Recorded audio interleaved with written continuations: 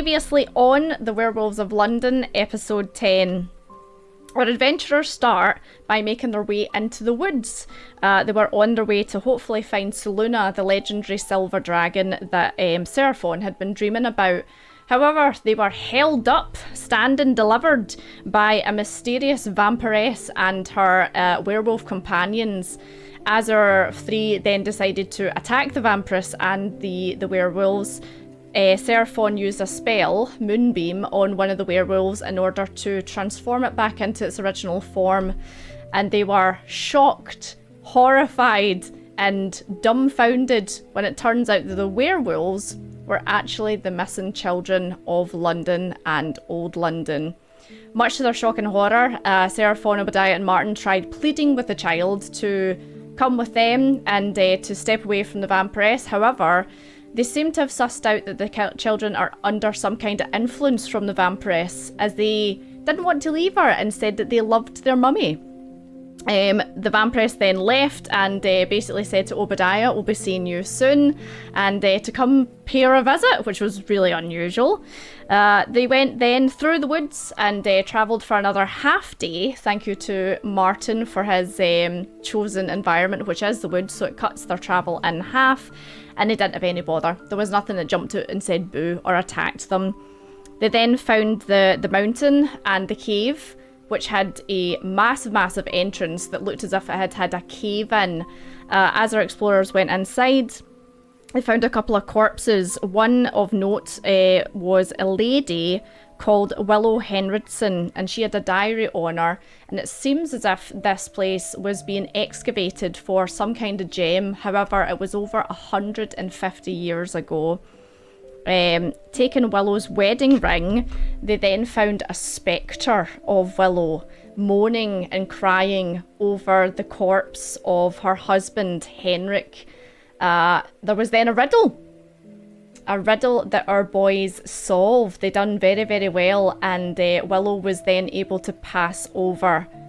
However, Martin, thinking he was being really nice and kind, I suppose, decided to put Willow's ring next to her husband, and Henrik did not like being touched, so he sprung up and attacked our three with a shriek. Unfortunately, Martin was hit and his life was drained from him. He now has a big silver white from root to tip streak through his hair, and a couple of other wrinkles to add to his already slightly sun-weathered face.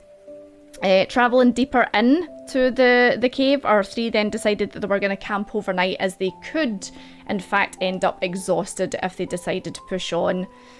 Nothing really happened. Obadiah shooed away a wolf, and Seraphon was pooped on by a bat, but nothing of note happened. Our three in the morning then got up and excavated the rest of the cave.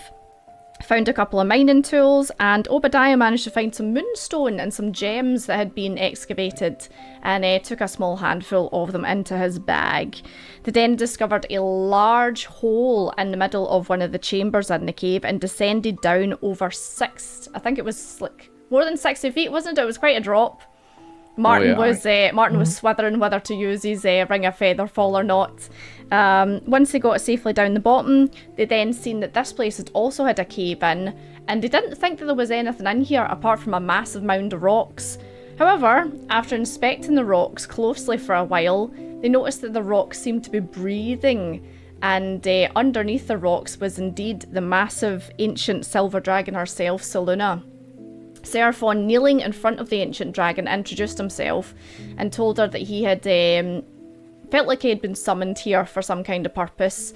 Seluna was old, tired, but willing to help, and regretful for not having helped the people of London previously. However, as Seraphon asked her for her help, he noted that the dragon was in fact dying and she would be passing soon. The dragon then told them that the way she could help was through a gift of hers, and to take some of her silver scales for protection. Seraphon, Obadiah, and Martin then stayed with the dragon until she passed and breathed her last breath, and then took some of the scales back to town. Martin, with a keen eye, spotted something as they were travelling back to the town. a great spectral dragon made of starlight flew overhead and flew towards the full moon. And the three then thought to themselves that that was Seluna potentially going to her final resting place. They then actually arrived back in time for 6 and 12 at the mackerel. Honestly, it's the first time. It's the first time. Yeah. Much to Ambroth's surprise. They sat down, they had some mackerel, they told tales of their adventure to the caves and the Spectre and Seluna and everything. And then a very exhausted, almost deliriously exhausted Zolog stormed in and says, "Are we ready to go?" To which the boy says, "No, we're not ready to go. Go to your bed." So that is where we pick up. You have just finished your meals, and Daisy has ran up the stairs. Martin, she's like scratched at the door. Yous all go in and settle down for the night. Are yous wanting to do anything before you go off to sleep?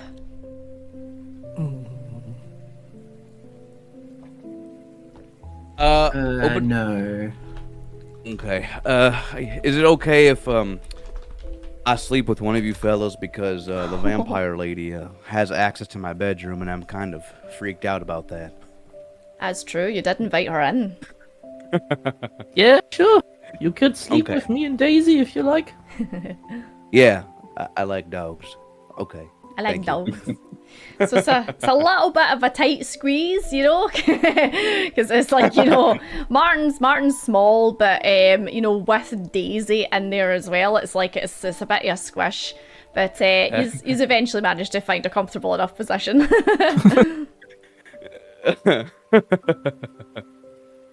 Perfect. Okay. Good night, Martin. Thank you. Roommate. A little spoon and big spoon. Seraphon, are you wanting to do anything before you head off to bed? I'm just gonna go to the kitchen, fill up my sourdough starter, just look that over, just make sure it's bubbling okay. I think I've run out of flour, so I'll need to get some more of that at some point. But Okay. just making sure that's going along okay. That's fine. So your sourdough starter looks good, and everything looks as if it's in order. And you know where you can get flour now. You can get it from the glowing pot, or you could make it into town and go to the church and see if they'll give you some at the Church of Lythander. Again, it's up to you.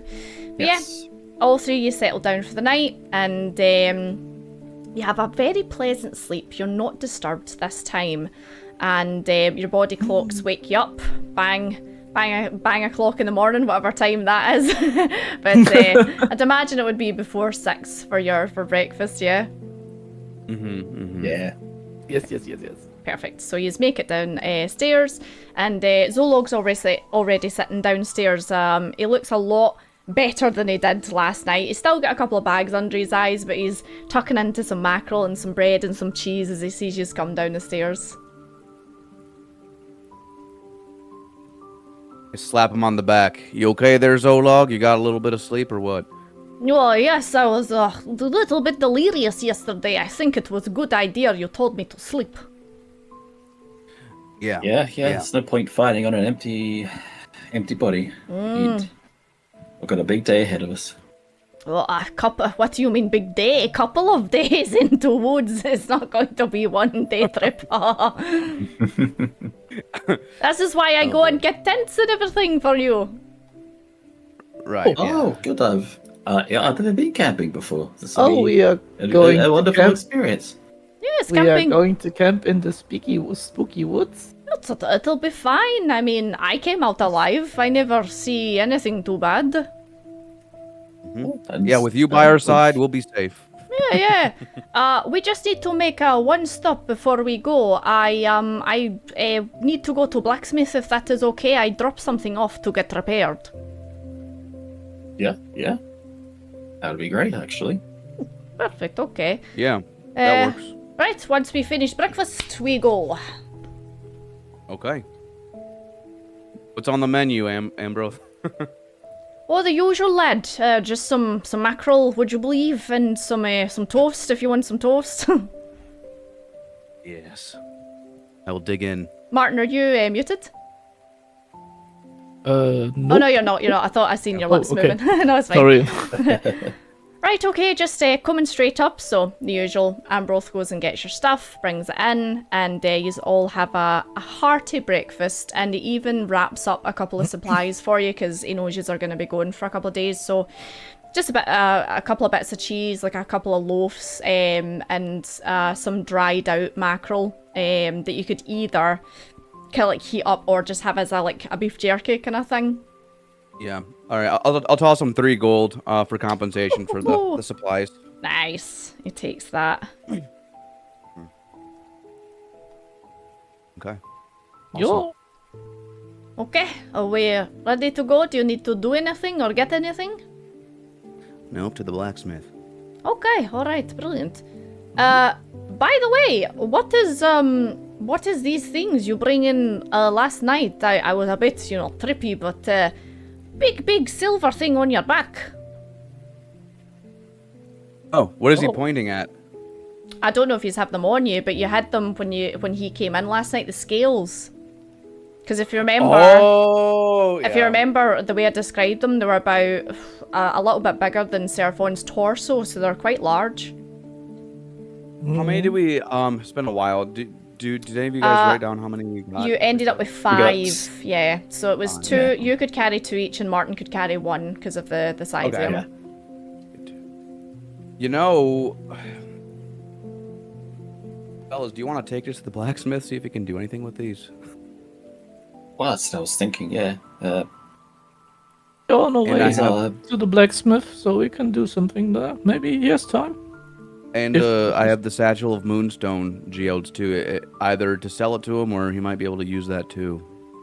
But it might be a good idea to just dump it on him. So, okay. Yeah. These are dragon scales, Zolok. Oh, dragon scale. dragon That's scales. pretty cool. Where did you get dragon scale from? A ways up, northwest.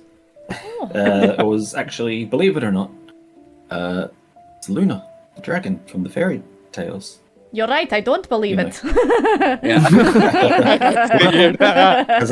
It's like, well, it's like, tink, tink, tink. It's like, well, seeing is believing, my friend. Sure. No, really, we saw her. It's not a story. It's really true. Give me a persuasion check, why not? No one's gonna believe us.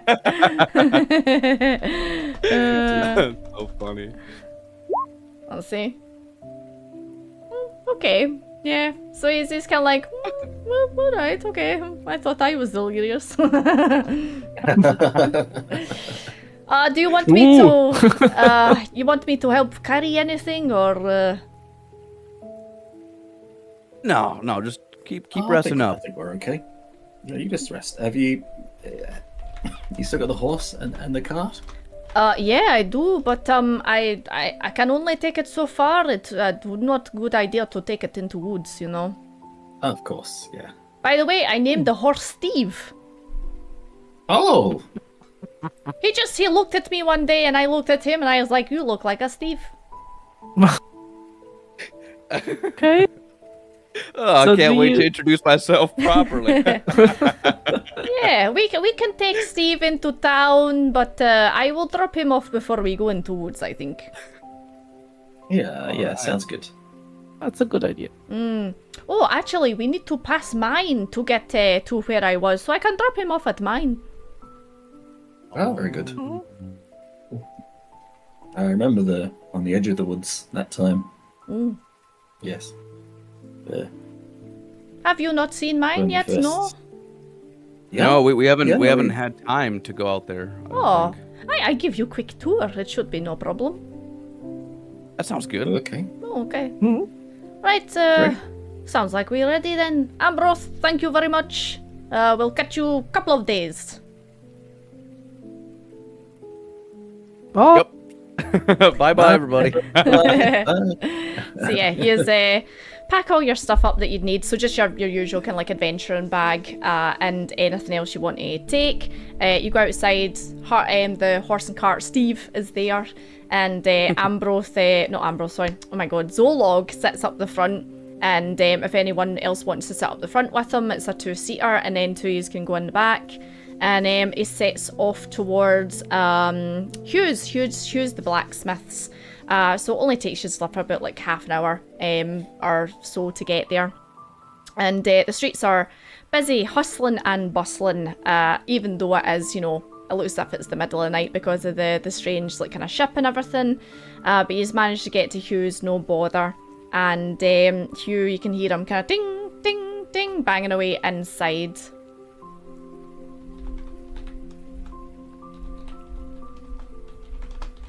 Okay. Let's go in. Yeah. That sounds good.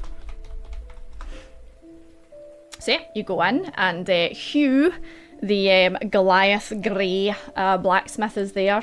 And he turns around and he's like, "All right, lads, welcome in. Oh, Martin, wee man, how's it going? Good to see. How's that bow treating you?" It's fantastic. Thanks a lot. "Oh, you're welcome. Glad you're getting the use out of it." Mm. "Oh, Zolog, big man, how's it going? I've got your axe here. 2 seconds." So he goes through the back, and he brings through this massive 2-handed axe that looks as if it could cleave someone in half. And he's like, Oh, nice. "Right, I just gave the blade a little sharpen, like you said. It looks pretty gnarly. It'll just be the usual couple of gold." And when he puts it down, it's like bang, like the whole table rattles when he puts it down. And Zolog's like, "Very nice. This looks good." And he picks it up and he like gives it a foom, foom, a little couple of swings. And he turns around and he's like, this is my lady." And he kisses it. He's like, "This is Stacy." We call her Stacy the Slicer. Okay, it seems like that Solok is giving away names to odd things. He's a teenager, of course he is. Obadiah is very impressed with the axe and the strength that Zolog has to wield it. I'm a fan. Yep. I'm nodding in approval. Nice. Anything for you lads? Yous wanting anything? I'm gonna dump one of the silver scales on the table. Oh, aye. Can you do something with this? What is it? It's a silver dragon scale. Aye, right. What have you been smoking? What have you halfling been here, smoking? Try it. Yeah, investigate it. You tell us what you think it is. All right. Okay, come here. Geese it over then. So he takes it and he puts it down in the anvil, and he gets this massive 2-handed hammer, and he's like, "Right, stand back then. If this is a dragon scale, it will nae break." So he takes a big like over the head swing with his 2 hands, brings it down in this thing, and it gives a clatter, like a loud ear-piercing bang.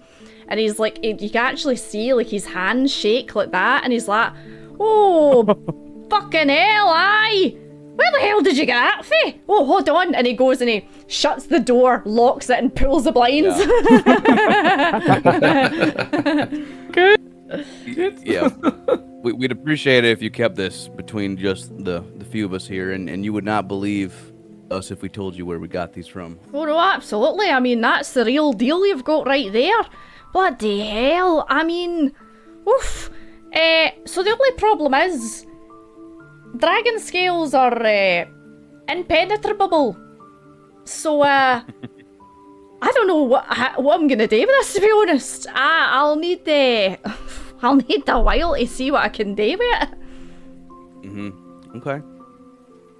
It's fine. We're gonna be out of town for a few days anyway. It's not as if I can melt it down or anything, because they're fireproof. Yeah. Well, we have 4 more of those. Oh god, right, okay then. Actually, do you want me to hide them through the back? Yeah, and then some. You can Yeah. even hide it even more so. Alright, okay, come on through then, go on through. So he just leads you into the back, and it's like a small storage room. And there's like a, what do you call it, a shelf that's got kind of like ingots on it. So he basically just like grabs the shelf at both ends and like scrapes it along the floor. And he's like, hide them behind there and he'll just push us up against them. Okay. Alright, I'll drop mine off. Trust him. Cool. So you're just putting all of them in there? Yeah. All of them? I will give him both of I'm gonna- mine. I'm gonna give him one of mine. One? And- Okay. How are you going to conceal your other one then, Seraphon? Can I tuck it under my front mail into my belt? That's gonna act like a So it will armor then point. come up to there on you? So you'll be blind? Wait, I'm waiting for your stream to catch up. Okay, cool. It's bigger than your okay. it's bigger than your torso, so Bigger it's than my like torso. Okay. it's like properly like yeah, it's hard to get the scale of it. Okay. Well, you know what? On second thoughts, I'll just leave it with you. My friend. Cool. And I've got nothing I maybe- can- one last thing too. Or go ahead, Martin. No, maybe you can make a shield of one of them. I could do that. I might be able to get some straps on it somehow. I can play about with it, but breaking it down if you're wanting me to make maybe like a weapon out of it or something like that. I'll need to have a play about with it. Do you happen to know if?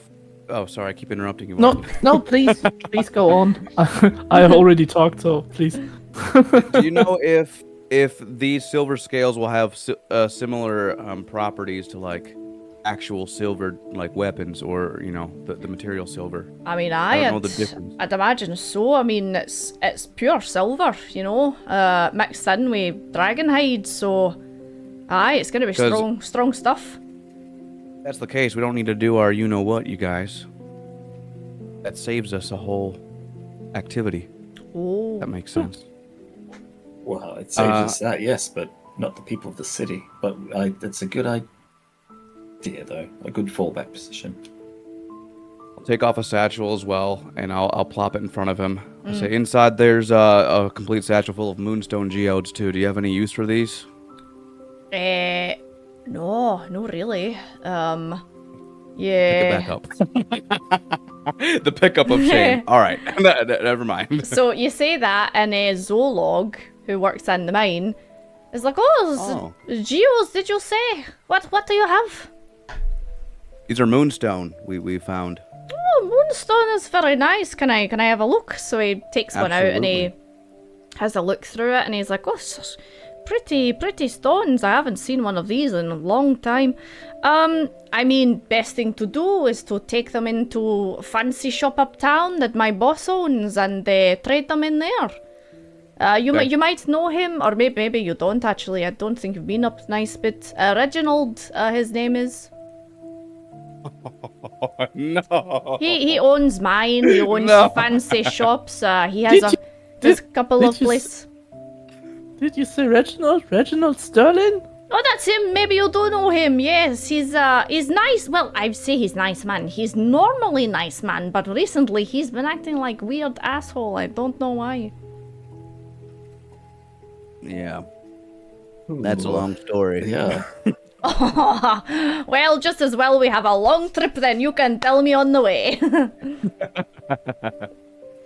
Okay. Oh man. All right. Anything else you need from our friend here, you guys, or Zolog? We can start heading out. Nope, then. I got Stacy right here. That's all I need. Stacy, nice to meet you. Okay. You can lead the way then, Zolog, to the mines if you want to stop there first. Yeah, oh sure. I drop off horse and cart there, and I give you a quick tour. Okay. Oh, lovely. So, yeah, Hugh puts the scales behind the shelf and closes it back over. And you say to Hugh you'll be back in a couple of days. Back on the horse and cart. And Zolog will probably take you out through the easterly gate. So through kind of like the, night market. And then out the kind of like the wee side bit that a lot of kind of traders come in. And takes you down a kind of like a wee dirt path that's quite kind of rickety, and then just into the woods, and it probably takes you about a couple of hours to get to the mine. Roll on a wild magic table. Okay. Oh, Martin, roll me a D100, please. Yes, ma'am. who was that? Was it Tangelo? Tangelo, it was Tangelo. Of course it was Tangy. Alright, let's see. What did Coming you right get? up. D100. Ooh, It's an 86. 86. Let's see. We might have actually had this because we've had a couple of high. Like the 80s and 90s, yeah. Should I roll again? Yeah, we've had that one. So if you roll again, Okay. Yes. we've had that one. Don't want a repeat. I thought it was another 80s. 28. Yeah, I thought it was going to be another one. 28 is... Oh, no. Uh-oh. Oh, no. Okay, if a DM... Chat, if a DM says, oh no, you should be running. Yeah. Okay, so this is actually the first time we've had like a not nice one. The rest of them have actually been okay. Oh god. Should I reroll? No, so hold on. Right, I need to pick one of you, so 2 seconds. I'm gonna roll a D3 to see who this is gonna happen to. Yep, so hold on. Roll D3. Right, so Martin, you'll be 1, Obadiah 2, Seraphon 3. Yeah. 3, so Seraphon. Solok. Should we also take Solok into consideration? He's not got a thing that would like Okay. that would thingy this. Okay.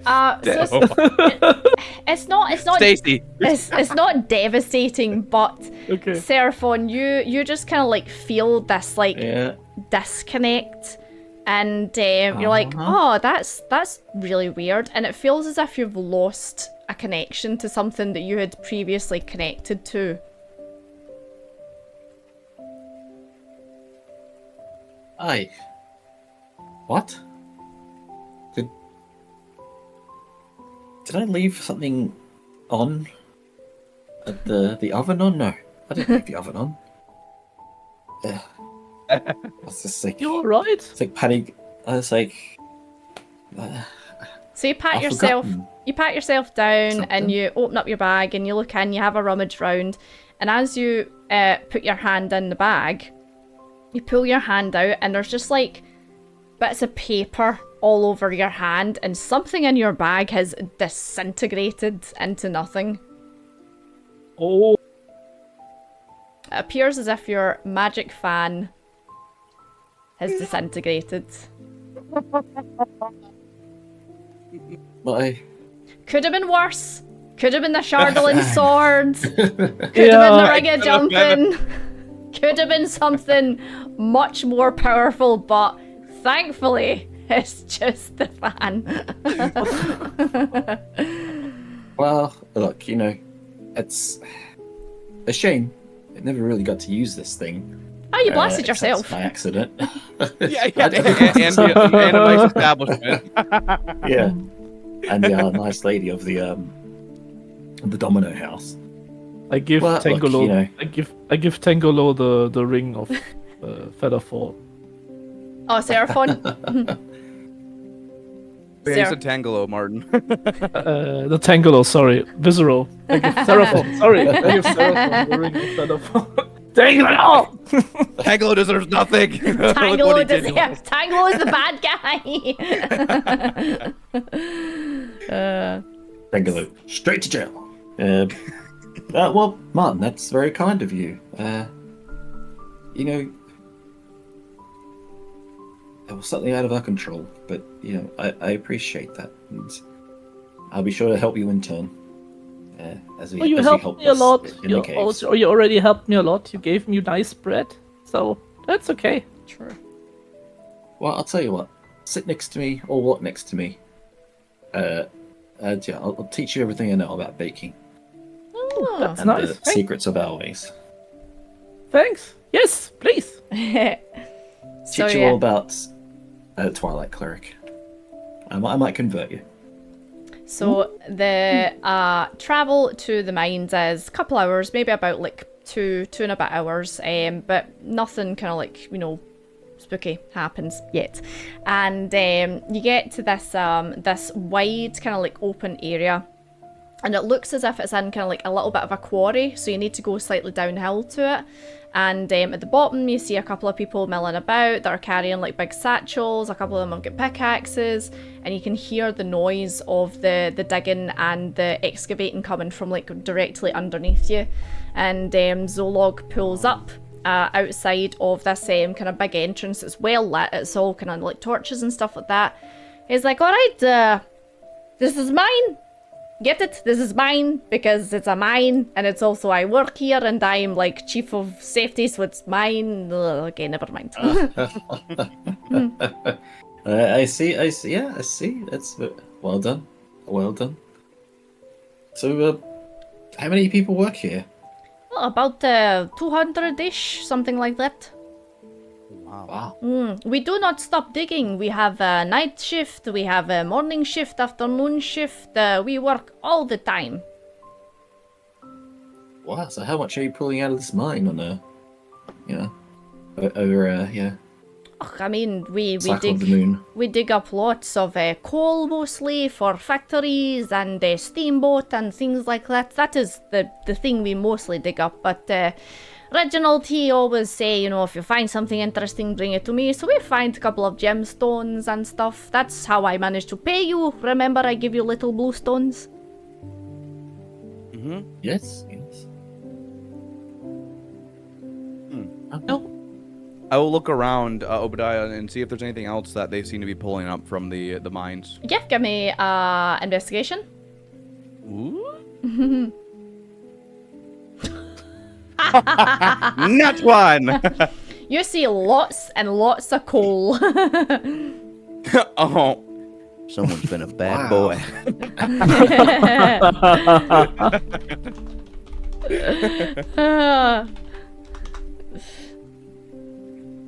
Good fire starter.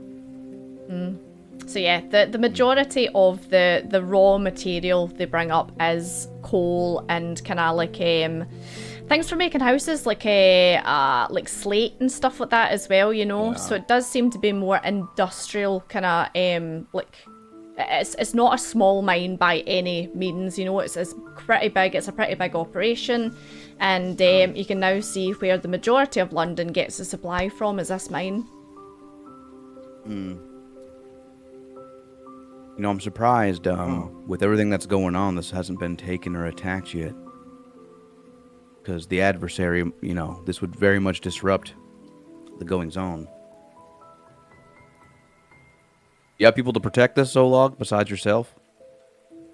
I mean, we all kind of capable, if it comes down to... we've had trouble before, bandits and thieves, but we fight them off. It's no problem. Okay. Good, glad to So hear. who owns the mine? Well, Reginald. He's owned it for... I say Reginald owns it, but his family owns it. He inherited it, from his father and his father and his father, and so on and so on. It's been in family for a long time. Oh. Interesting. Okay. Do they ever come out to the mine? Oh, Reginald? He used to come out fairly regularly, see how we all are, but like I say, recently, he's been acting like asshole. He's changed. I don't know what's wrong with him. I think it's maybe that new woman of his. Yeah. How much do you guys get paid? Do you get... How much do you get paid well for doing this work? It's dangerous, long days, physical, lots of digging. We get paid pretty good, We have our wages, and then we have finder's fee, finders keepers. If we find some gems and stuff like that, we get a little bit of a cut, but it's not bad. It's hard work, but it pay really good. Yeah, good.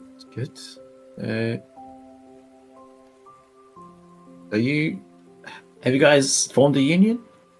Are you guys in a union? And Zolo kind of looks at the other guys. He's like, "What is union?" Oh, it's a collective action. If one of you gets fired, you'll help out and stop him from getting fired. I mean, no. we do That not. sounds very smart. Yeah, I haven't heard of this Well- either. We don't have that in America. Well, I'll tell you what. When we're in the woods, I can talk to you about collective action. Yeah, it's fine. We don't have to Haha, hide around. nice. Sure, yeah, sounds good. But yes, I give you a quick tour. So it takes you round and kind of shows you like the sorting table and the kind of like the table where they like sift through everything. It shows you where it all gets kind of like loaded up and taken away. It says that it can't take you like right into the mine because it's too dangerous down there, but it takes you into the kind of like the entrance bit and you can see how far down this thing goes. It's like a big burrow essentially, so they've dug quite deep down into the ground and you kind of hear the noise coming from down there. And he's like, but yes, I work here and it's pretty good. It's okay. Yeah, well, I'm happy you make a living off this. Okay, I think we are now in walking territory. I can't take horse any further into woods, unfortunately. That's understandable. Okay, Steve, you behave yourself. So he ties Steve up, and the guys basically say, "Oh, we'll take Steve back when we're done our shift today." And he grabs Stacy, puts it on his back, gets his big camping gear, and says, "Right, we ready to go?" Let's go. Let's go. So, this is probably about like 12 o'clock in the morning, something like that.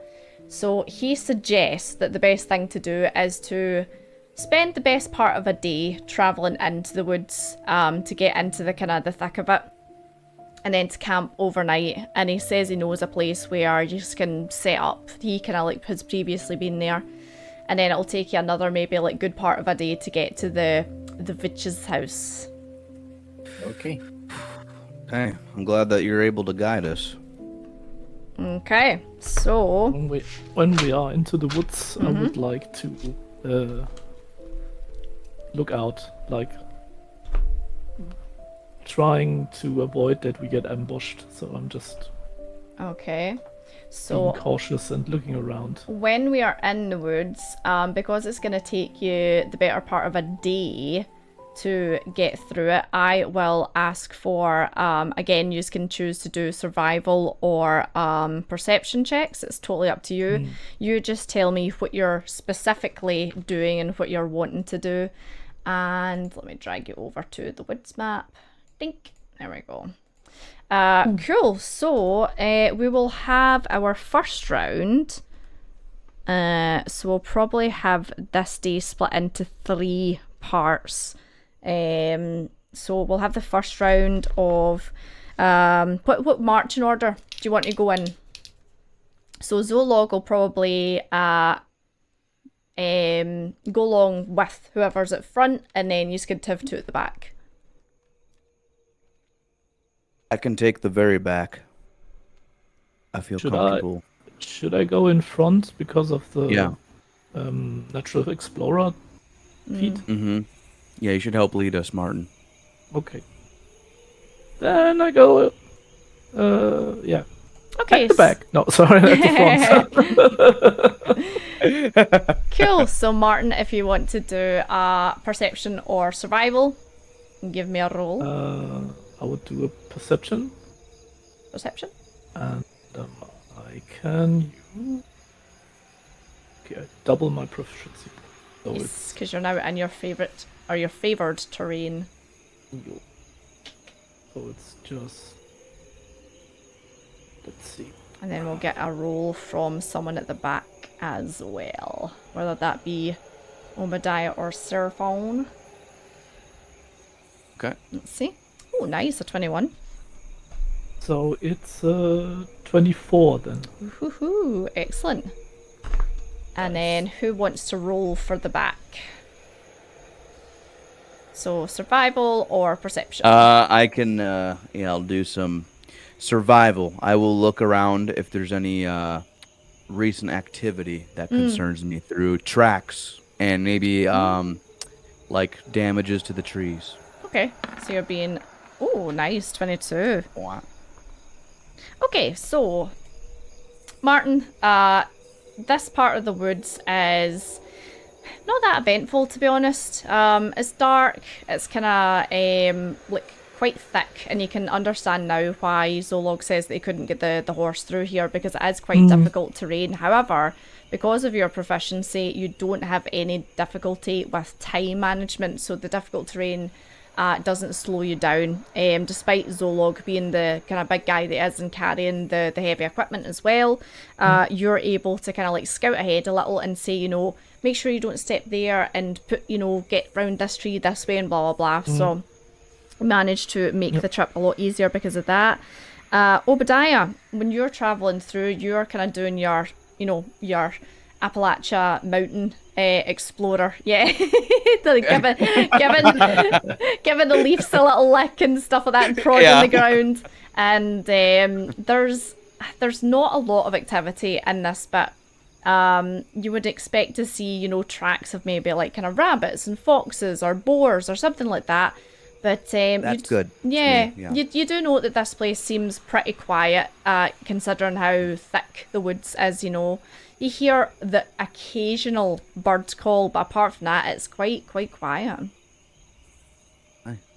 So that takes you into kind of like mid-afternoon. So same again, perception or what'd you call it, or survival for the two of yous? Okay. Say survival 5. Kadokies. Damn, I got tired again. 11. But you'll be 15, is that? No. 13. 13. 13. Yep, 13. Okie dokie. So, Martin, same again. You're pretty quick on your feet, and you do find a little kind of like, like a little sinkhole that your foot goes into. But you're able to pull yourself out and kind of just point out to the guys to make sure that no one else stands in it. Obadiah, you start to get eaten by midges, unfortunately. Oh, man. They're out and what do you call it, in force, and they think you are the tastiest thing since sliced bread. Oh.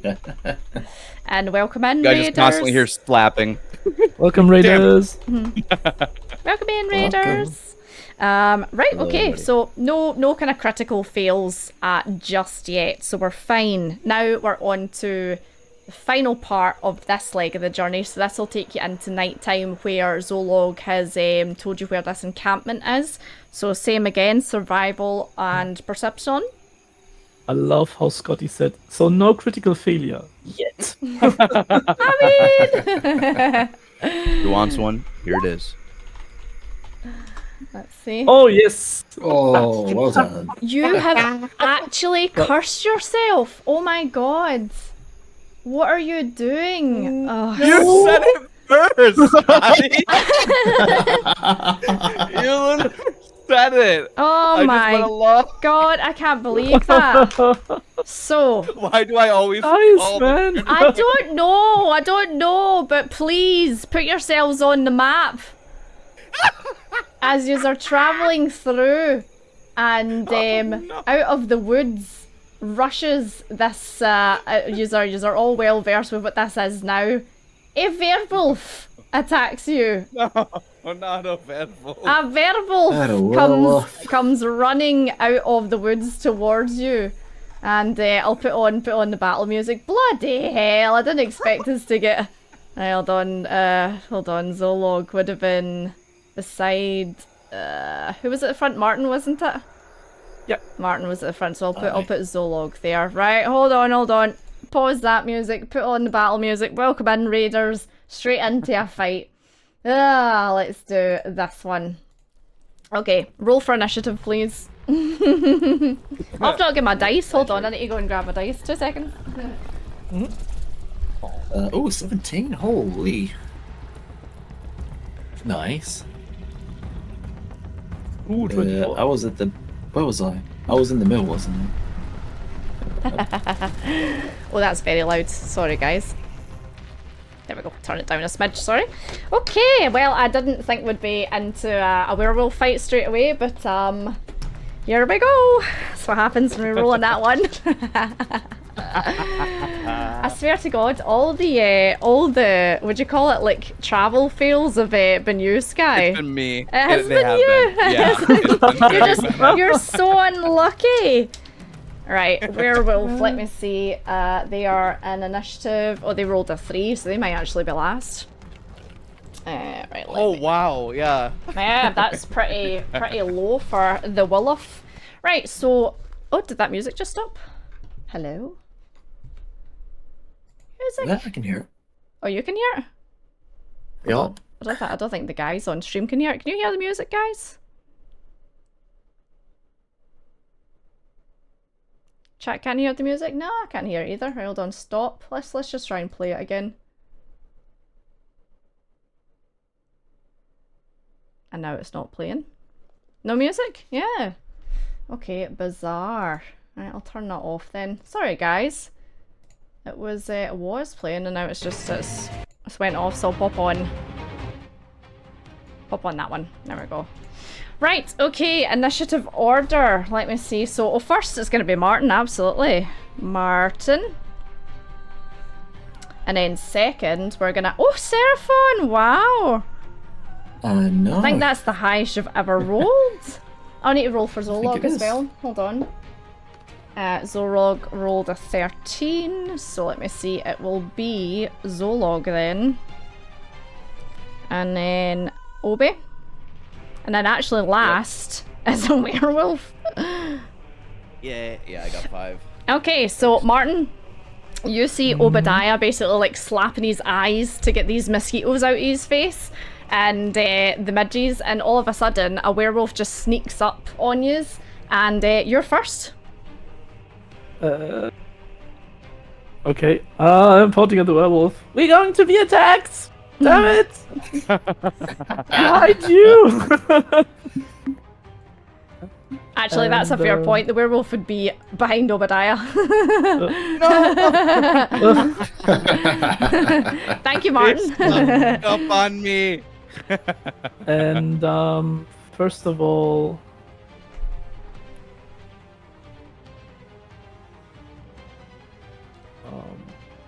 okay.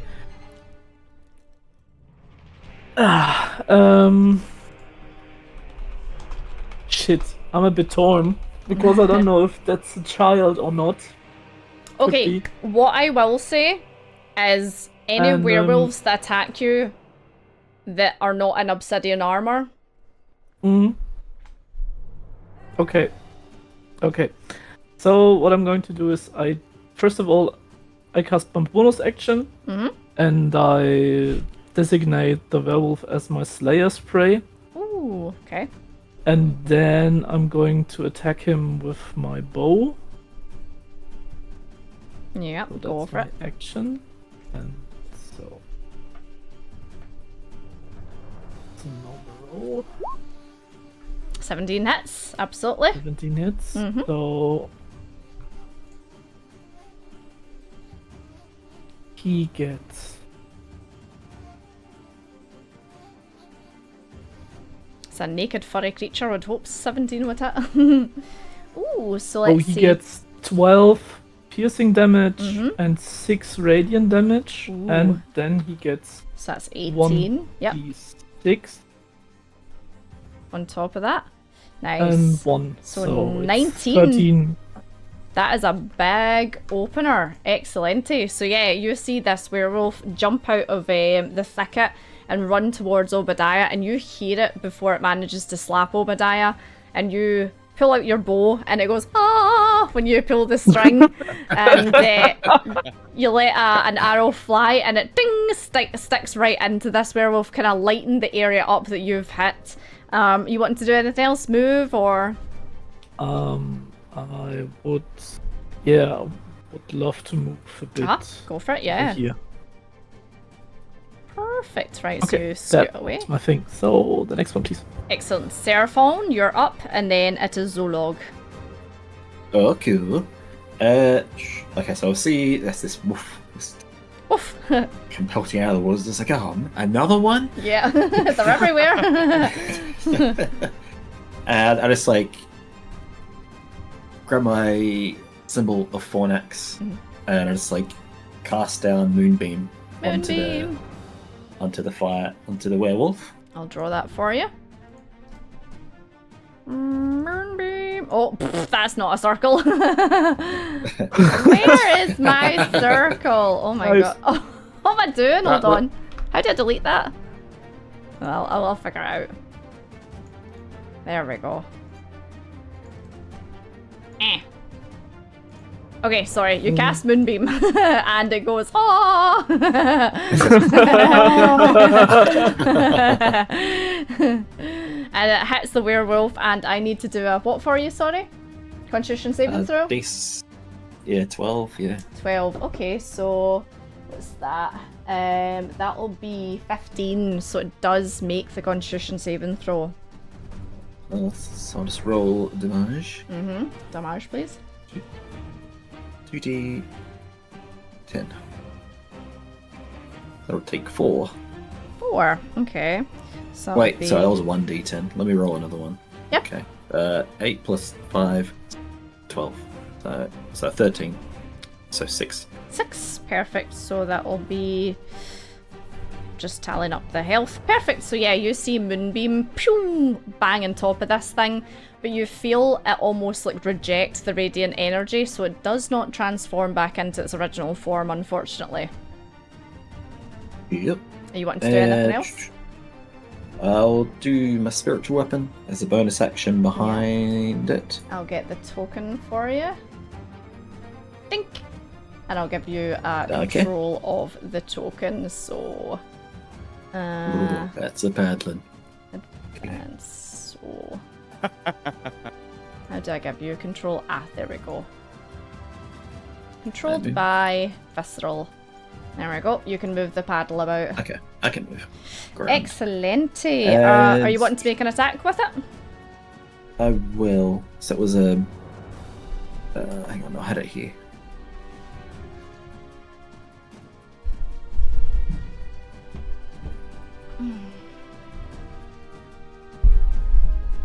One d8. 1d8. No, so I need a roll of Roll to hit. Yep. d20. Hi, banana. D20. Oh, wait, And no, sorry. 18 hits. Yep, absolutely. 18 hits. Mhm. Damage. Damage. is D8. 1d8 plus.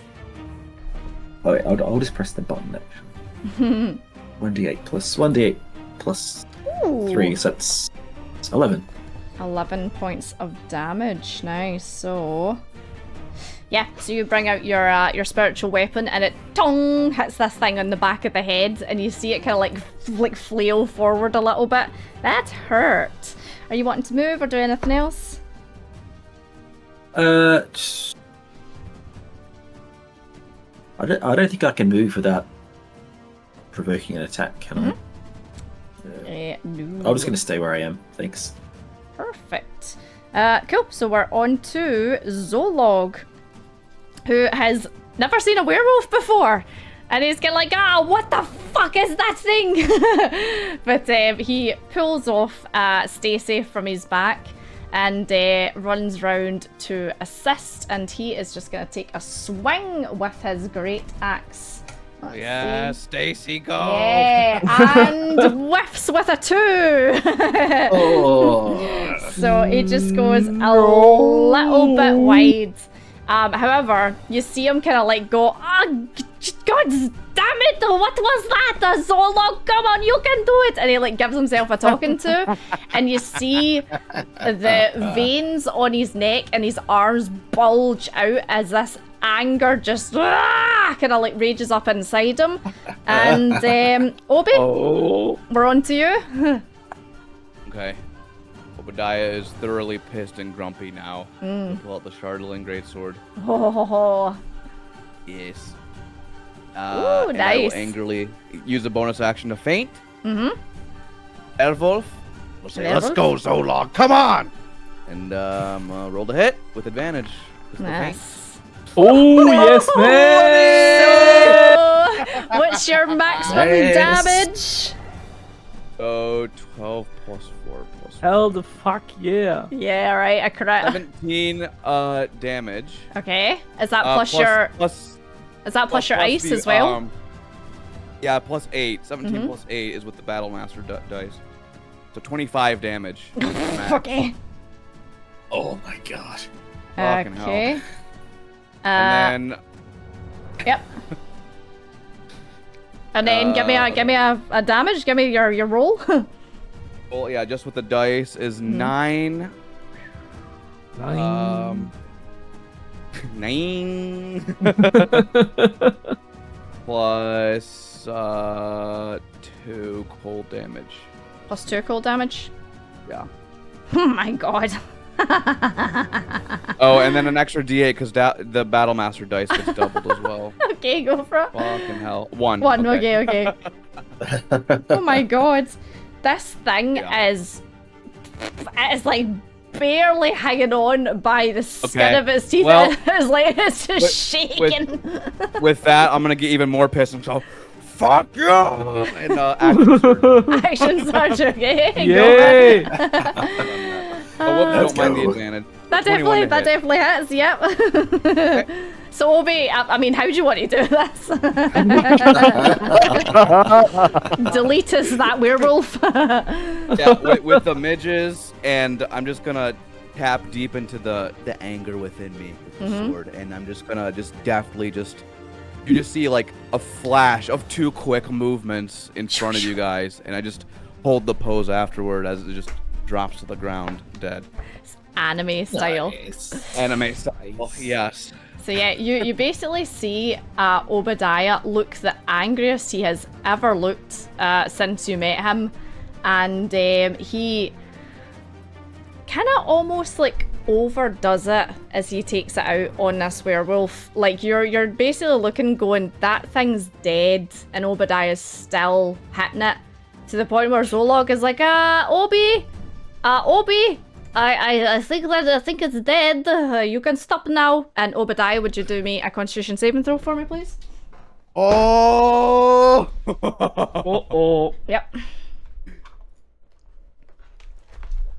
17. Okay, dokies. You manage to calm down. It takes you a while, though.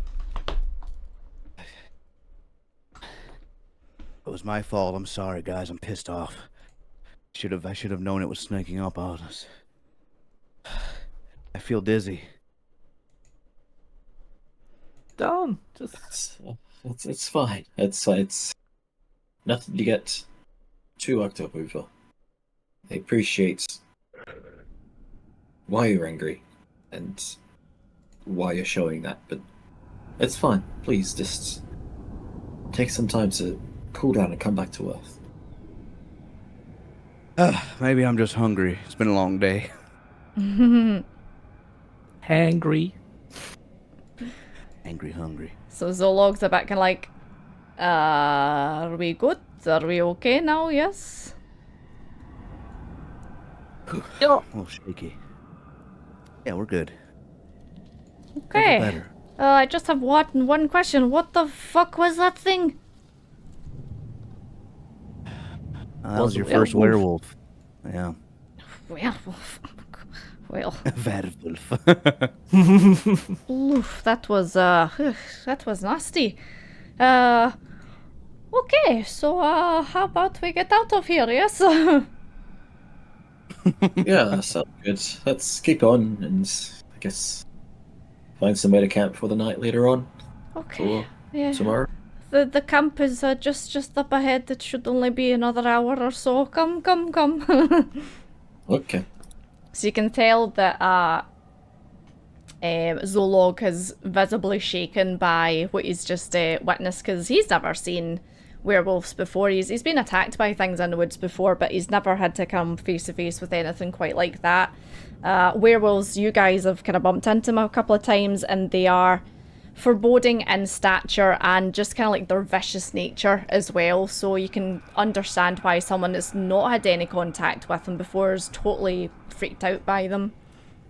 Yeah.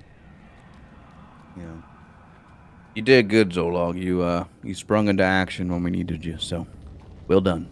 Oh, thank you. Thanks. Right, okay, let's go. So Okay. takes another couple of hours, but eventually you do come to the campsite, which is just a really simple kind of like clearing in the woods, and there is a small what do you call it? I think a fire pit that looks as if it's been dug out, and Zolog just gets to it and starts putting up the tents to make sure that you guys have a good night's sleep. Oh, Zolog. Beautiful. Oh my god, he's so huge. That's, Wow, so you're long, the size of a tent. You're so big. Yeah, it's yeah, he gets the tents ready and then kind of like sits and settles himself down and pulls out a couple of bottles of beer by the looks of it. And just kind of opens one of them and glug glug glug glug glug. He's like, oh, okay, I think we're good for the night. Yeah. Yeah, that's good. We should set up a watch, though, I think, with werewolves around. You don't want any surprises in the night. Or worse, really. Good Werewolves and idea. witches. Yeah, good idea actually. Where's Martin? You do 2 hours He's- apiece, including you, Zolog. I Oh, yeah. just took a piss in one of the bushes. Oh, you're very brave getting your dangle out in this place. Oh, fine. If you know which ivy you should avoid and which is okay, then it's no problem. Oh yes, stinging nettles on the balls is a bad idea. Mhm. Yeah, so we can do a 2-hour shift each, and then we get a good long rest. Yeah, 8 hours will pass. yeah, and we'll sounds be to good. go. Okay, I have some rations from Dennis. We can crack them out, and I have these beers as well. So we can stay up for an hour or two, and then take the shifts. Yeah, nice little nightcap. I am always up super early, so I will do first thing in the morning shift if you don't mind. Okay. Sure. I can do the first round. Okay, so Martin is first. And then who wants to go next?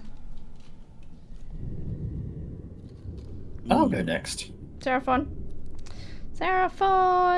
And then it'll be Obi. And then last but not least is Zolog. Perfect, so yeah.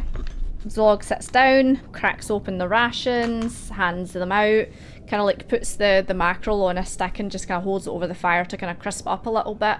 And he's like, so, anyone got any good stories to tell while we just sit and eat? Damn. I got some good stories. Mm. Being a grandpappy and whatnot, I've lived a long time. Have y'all heard of the Wampus Cat before? The what?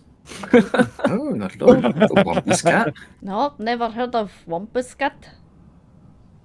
Blow out a cigarette. My storytelling cigarettes. Wampus Cat was one of the few cryptids that I actually saw in Appalachia. Legend has it that a few hundred years back, some Native Americans, the men would go out hunting, women weren't allowed, and there was a very curious woman that wanted to see the hunting trip. She snuck in, hid under a cat rug, and she saw that the men participated in some magic rituals of some sort. I don't know if it was black magic or voodoo or what. Found her, and they cursed her and sewed her up in the cat pelt. Oh. So People thought that it was a cat or a big black panther. What I saw, it walked on two legs, almost humanoid, and it was a big black cat creature, and it started eating livestock. And that's what got my left arm all tore up, and it took a few of us men to track it down and finally off it. And its eyes were very intelligent, like. It was terrifying. But yeah, that's something that we saw out there. And we lost one good fella that day, but we saved a lot of the folk out there. A lot of creepy things out there in Appalachia. Oh, you actually killed it? Yes, it took a few of us, and we just had to keep on hitting it, and it mauled my left arm pretty good, but I plunged my sword in as it fell on me, and a few other people got on it as well. I was kind of the live bait in the meat shield. Oh, that was very brave. Yeah. Don't know if the legend is true or not, but that's what we kind of heard from the local lore. But that thing was something special for sure. Definitely something supernatural. I was going to say, I kind of feel sorry for it if it was, person that was tricked, but, Yeah. it's creepy. Definitely weird. Yeah, some of the worst monsters are people that have been cursed. You know? I finished my Siggy. What about you, Martin? Cellphone, you got any interesting stories?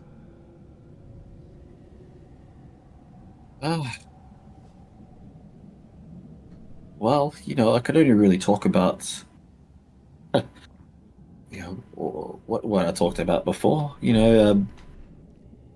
What would you like to know? I could talk about baking. I could teach you about baking. I could talk to you about No, it's okay. briefly about. What about collective action? What about that? That won't take very long. Martin, do you have interesting story to tell? Remember, Zolog's a teenager. Zolog, you're young. You'll understand one day. Oh, sure.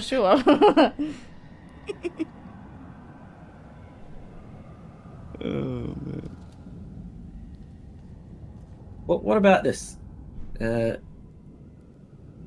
This is an old tale, a very old tale. Almost longer than like a fairy tale, really.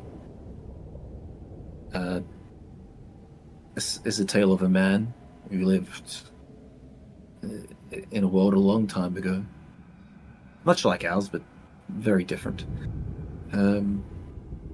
He was a brave man, and he was set a challenge and a task to overcome something that was seemingly impossible.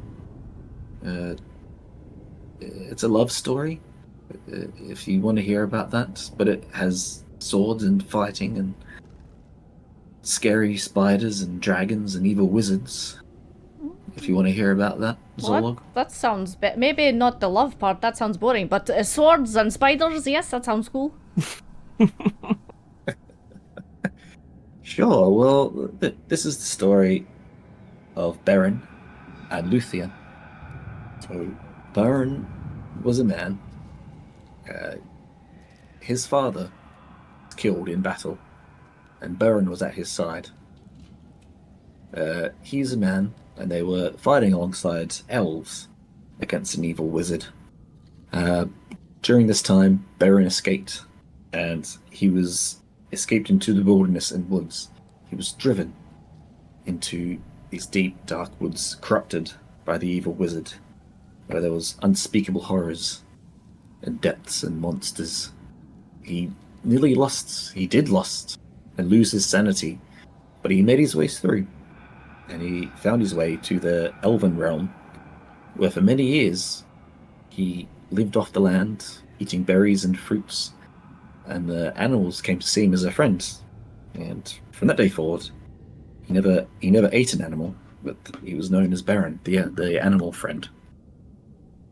While he was in the woods, he, recuperating and remembering his memories, and after losing his mind, he saw an elven princess, Luthien, and he was frozen still, solid, for a year. An entire year he was frozen solid. He couldn't speak. He was struck by her beauty and her singing in the woods. One spring day, she sung, and he unfroze. He could move again and he could talk again, and he shouted a name, not her name, but he called her Tenuviel. Tenuviel, after a pretty flower he saw in the woods. Hearing her, and hearing that name, and hearing somebody speak out when nobody should, because in those days, elven woods were a closely guarded secret. A man could lose his life if he were discovered, especially a human man. During this time, guards found him and dragged him to the king. And the king demanded, "What are you doing here? Your life is forfeit coming into these woods." And Beren, seeing Luthien, said, "Sir, I want to marry your daughter." Oh. This is a very bold step for a man, a human man, to marry an elf, in love with an elf. It was unheard of. So the king, being cunning, set him a challenge. He said, "Go and gather for me one of the precious gems from the evil wizard's crown," knowing that this was an impossible task, and he would surely die. So Beren, being honorable and the son of a king, set off on this journey, and Luthien was struck by the stranger's love and courage, as well as his humility. So she chased him, and together they travelled through perilous realms. They were chased by wild dogs, shape-shifting demons, devils, wild hounds, till eventually they came to the wizard's keep, disguised with Luthien's magic. Together they went to the evil wizard's lair. The wizard, evil, greedy, thinking, this beautiful princess is before me. Surely she could become mine. Luthien, consenting to this, sung him a song which put him to sleep. Clever. Beren took a knife. He pried one of the gems from the evil wizard's crown. As he pried that gem from the crown, his dagger, the tip broke, and a splinter cut the wizard's skin, waking him. Together, Beren and Luthien ran for their lives from that chapel, from that deep, dark, disgusting place. The wizard, with anger and fury, sent after him his great hunting hound. The hound caught them, and Beren, speaking with this corrupted, evil dog, held out this precious gem to the dog. The hound bit down and took his hand off, swallowing this gem. Now the gem was stolen, actually, from elves. It was pure and holy, and the light that radiated from this gem burnt and enraged this massive hound, which bounded off into the world in its wreck, leaving a trail of destruction. Beren, struck down, bleeding, he died. Died on the steps of that wizard's keep. No. Beren, in her misery and her love and her loss, she cried. She cried. And in her grief, being an elf, she chose to give up her mortality. And she died and followed her love, to the halls of the dead, where she petitioned and cried and wailed and sung to the Lord of the Dead to please return her, Beren and Luthien, to the world of the living, where they might live in peace together. Now, this has never happened before, but the Lord of the Dead, he agreed under one condition, that Luthien give up her immortality as an elf. So, return they did, And for years, they wandered and lived in the woods together, in harmony and in bliss. Until one day, Baron, wanting to marry her, decided that he must return and speak to her father, the king. So, they spent time, and away they went. They went to the halls of the king. During this time, the king and his kingdom fell because the king was mightily sad that his daughter had disappeared, and all reports had heard that she had died. And the great surprise for when Baron and Luthien returned to the king's hall.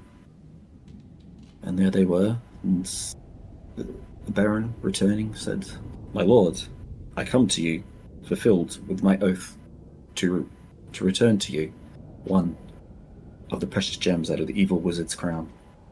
The king said, "Show it to me."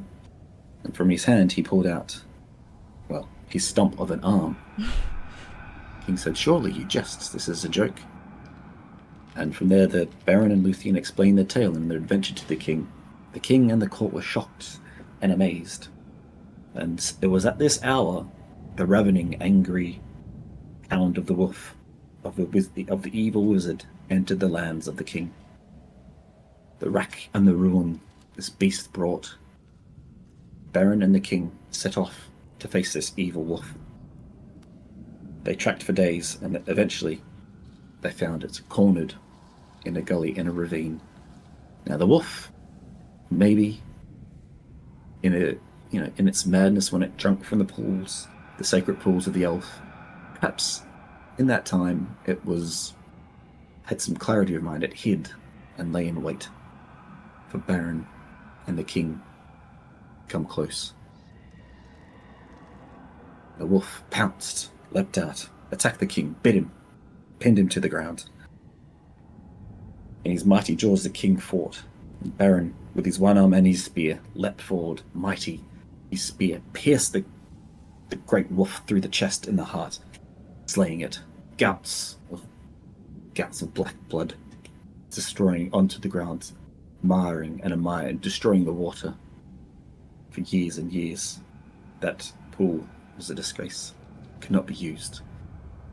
And the wolf, in one last hunt, bit Baron mightily in the chest and arms and throat, wounding him mortally. The king, standing up, took his knife. Slashing open that wolf, he retrieved that gem from the wolf, and with great honour, he returned on that bier with Baron to the kingdom.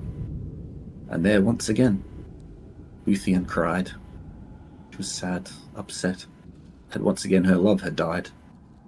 This time, Baron, turning to her, said, "Wait for me, my love. I'll wait for you in the halls of the dead." And there he passed. And that's that tale for now, the Zolog. I hope you enjoyed it. It's a shorter version than I would have liked to tell, but we've got work to do and a shift to take. That is very sad story, but also pretty cool. I don't know much about elves, but yeah, that was interesting. Well, yeah, you're welcome. It's one of my favourite stories. Yeah. Very tragic. I know the feeling of, I mean, we all do. Loss, losing a loved one. I was in a very dark place when I lost my daughter and my wife. I wasn't sure if I wanted to give up on life, similar to Luthien and Baron, but I found strength in the family that I had left. That's what kept me going. A family is Very relatable story. family is very important. I mean, that's why I asked you to help me get Danith back, because I don't know if you've noticed, but he is not an orc. He is he is human. But my mother and father, they throw me away when I am little orcling, and Danith took me in and raised me as his own, you know. So he's practically like father to me. Yeah, That's nice to hear.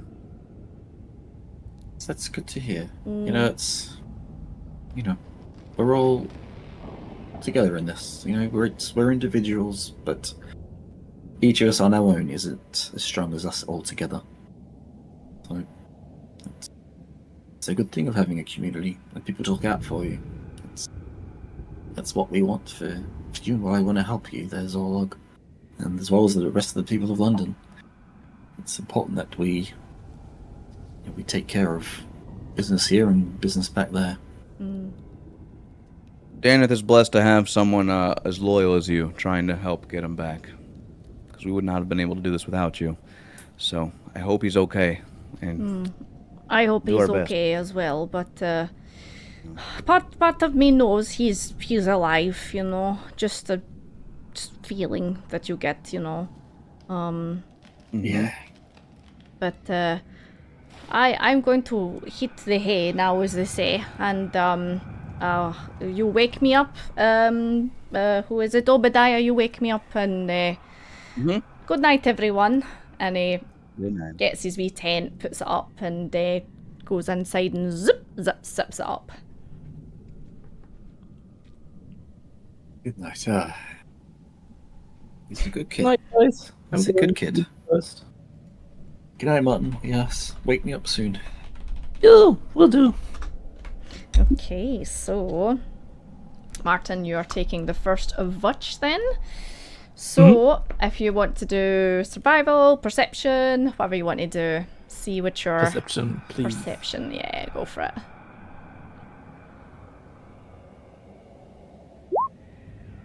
See? Oh, a dirty 20. So you're disgusting. disgusting. 22. 22, Disgusting. yeah. So you're sitting there and you hear everyone kind of like settle down to sleep, and you hear the kind of various different types of snoring that come from the tents. But along with the snoring, you kind of hear like rustling through the woods. You see like a little fox run past, but nothing kind of like, jumps out and says boo or anything. You do hear something kind of like off in the distance, but it doesn't sound as if it's close enough to be a threat. From which direction? In a kind of like northerly direction, you'd Okay. imagine. Okay. But the rest of the night goes without incident. Your couple of hours are spent sitting in the dark next to the campfire and just kind of keeping yourself nice and cozy. And yeah. All right. I'm going to munch at some of my last rations. I have. Yeah, you've got plenty because you know you'd be out here for a couple of days. So next up, you would wake up Seraphon. Yeah, I'm going to get him picked up. Hey, wake up! Already, Martin. Okay. Anything interesting happen out there? No, there was just some noises from the northerly directions, but they're really far away. Besides that, it was a quiet shift. Noises. Good. So, There weren't any of those noises that we heard other times in the forest, were they? It was... no, it wasn't. Not That's the good. clicking noises. Don't worry. Okay. Oh, right. Well, I better wake myself up. Stand my feet. Right. Okay. Into Right. it. So yeah, Martin, you settle yourself down, and Seraphon, you take up your perch just on a wee log next to the fire. And same for yourself, perception or survival? Good perception. Perception. Give me a good roll. Thank you. Ooh, nice. 22. So yeah, you sit there and you're kind of like looking up at the stars and you're having a look around and you kind of see that the stars are out tonight. And funnily enough, it looks as if there is maybe a new star that's been added to the night sky. But you're having a little listen, and same again, you hear kind of like rustlings and the leaves blowing in the wind, and you hear a kind of like a bit of shuffling round, kind of in the northerly direction. But again, it doesn't sound as if it's close enough that anything's gonna jump out and say boo at you. Okay. Ah, good. Wow. That sound, well, whatever that sound is, I can stay over there. Come to, let's get a pace and, just think on some prayers and, look out into the woods to the north, just in the direction of those trees for a while. And yeah, the trees are thick, dense, dark, and it's kind of hard to see anything through the night. The clouds are slightly covering the moon where you are. That and the thicket is just so like vast and kind of dense that kind of cuts off a little bit of the moonlight that is there. But yeah, the rest of the evening goes without incident. Can I just look? Oh, this as I'm looking. Can I just because I've seen Martin, Obadiah be good at being at, the woodcraft. It's they're used to that stuff. I'm just like a country town boy. I stick to the bank. Can I just look around and see if there's any of the mushrooms or funguses and that kind of stuff that might be able to be foraged? Yeah, give me investigation. Absolutely. See if you can see anything. 15. So you have a look around and you find this kind of a kind of knocked over tree stump, and you kind of think, bit of tree stump, and it's damp and stuff like that. So you have a wee look around and you find a couple of those kind of, it's like those kind of mushrooms that grow out the side of trees, and they're in a kind of a semicircle kind of thing.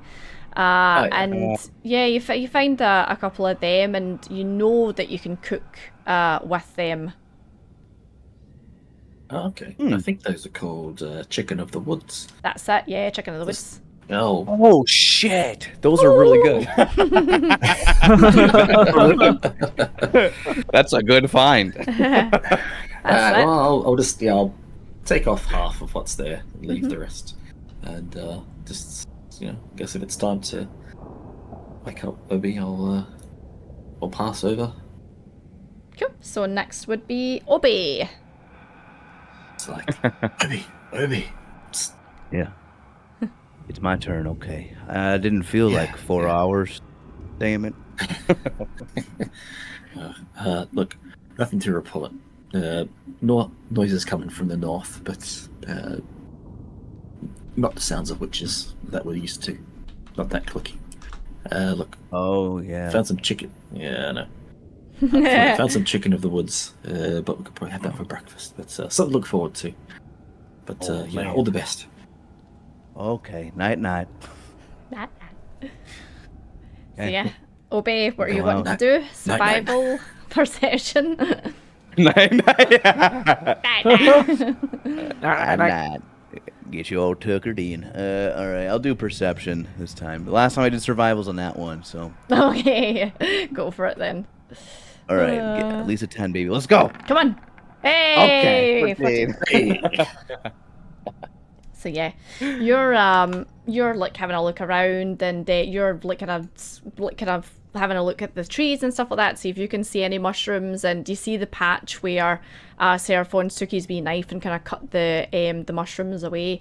And same again, you kind of have a nosy around, you hear a couple of kind of rustlings and stuff like that, and because the guys have said, it's in an orderly direction, you kind of stand and stare off into the north and kind of have a listen, and you hear kind of a couple of scuffles, but again, nothing too dramatic. I think it's a deer. Maybe damn raccoons, they suck. Actually, you could give me a nature check to see if you can suss whether it's a bird or a squirrel or whatever. 10. A 10, flat 10, yeah. It sounds as if it's some kind of animal, but it's hard to tell. Could be big, could be small, could be little, could be tall. True. I'm a little slap happy. Get rhymey. All right, I'll wake up old Zolog. So Zolog, you go and you kind of like rattle his tent, and he's giving it a huge kind of big snore, you know. It's like, Obadiah, it's time for me to wake up, yes. Yeah, you just had a full rest, buddy. So I hope you're Oh, good to great. start us off in the morning. Yeah, I do. I do the morning shift for a couple of hours. So anything I need to look out for. Yeah, to the north. We've Seraphon said there's a little something out there making noise. Could be big, could be small. Okay. Could be little, could be tall. Okay. Also, Yeah. we're gonna have mushrooms for breakfast.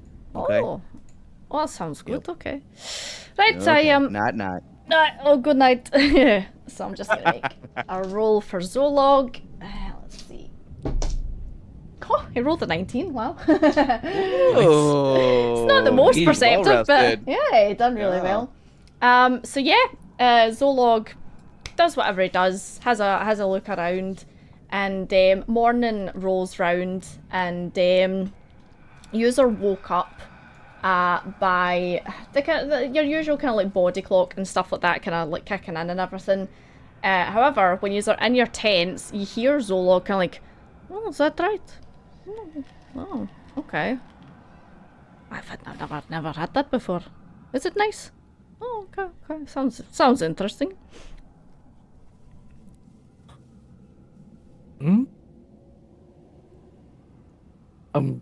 I would like to take a peek outside. So And see- Zolog is sitting on a log. Huh? Talking to Stace. So Zolog is sitting on a log, eating a little bit of breakfast, and sat beside him, like not on the log, but on the ground, is a goat. Oh, that's not scary at all.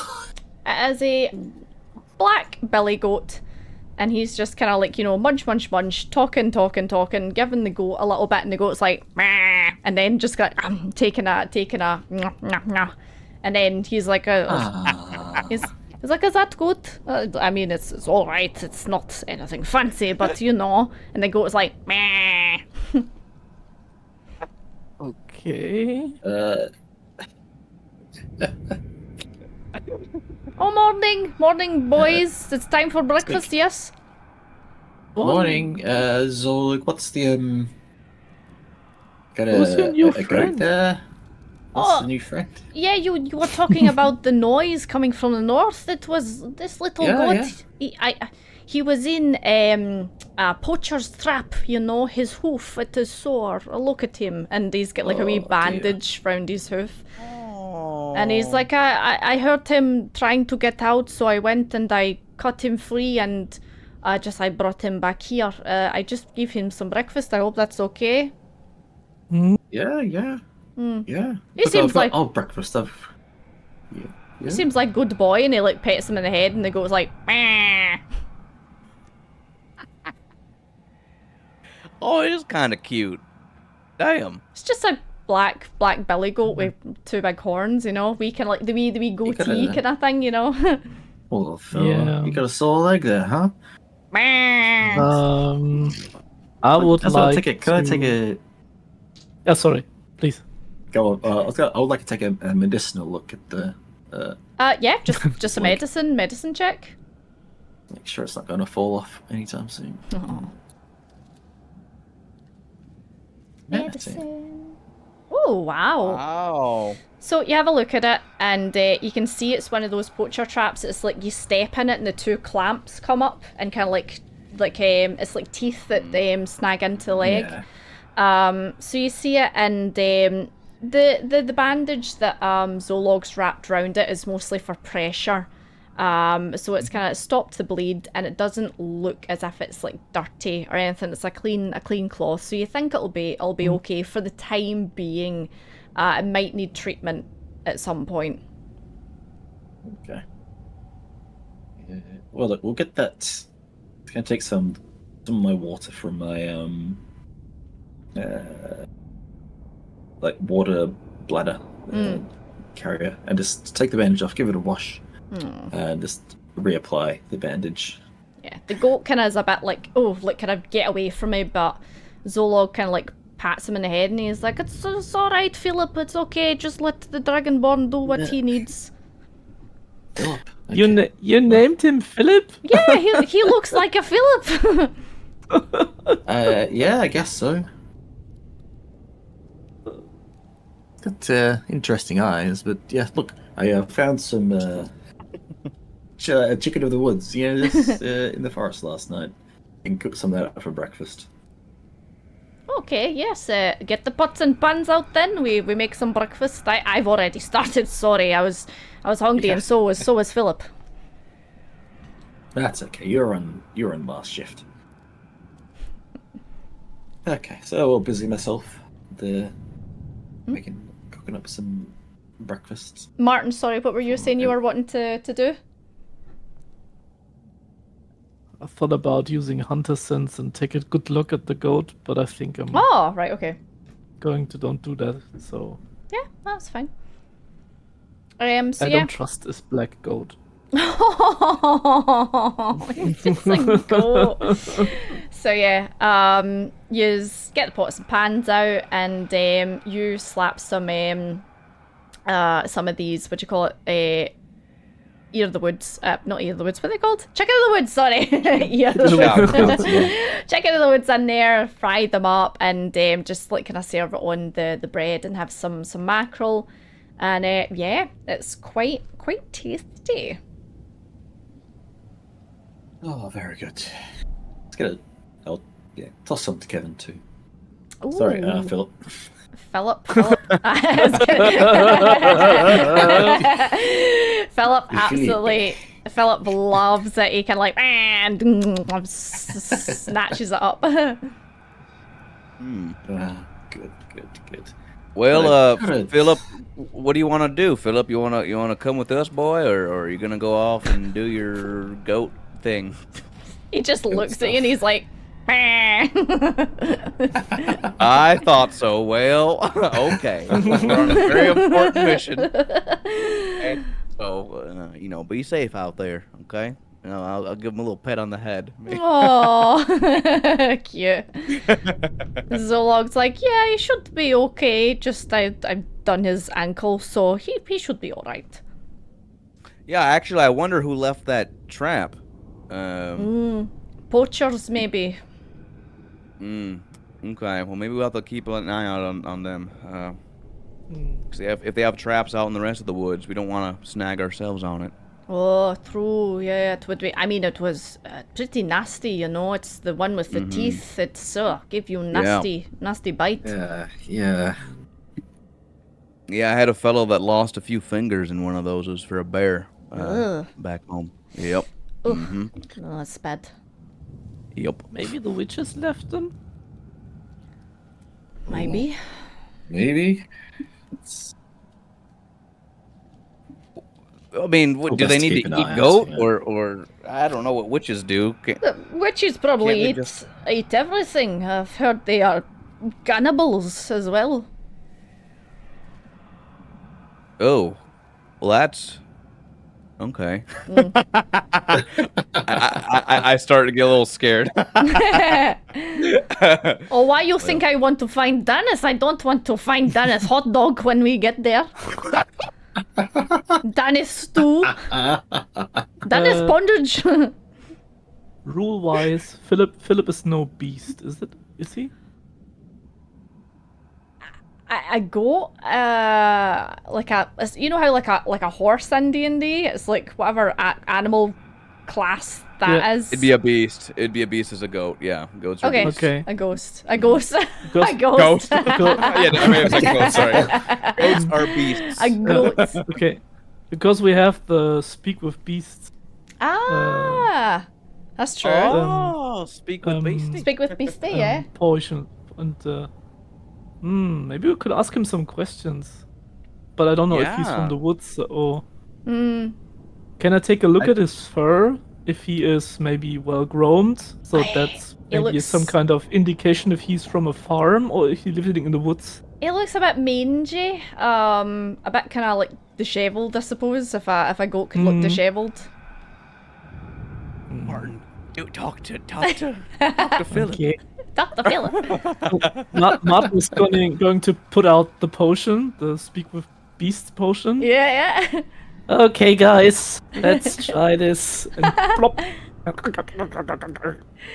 Perfect. So you now have Speak with Animals, and it tastes vile if you remember right. It's Yeah. like black, snottery kind of consistency. Oh.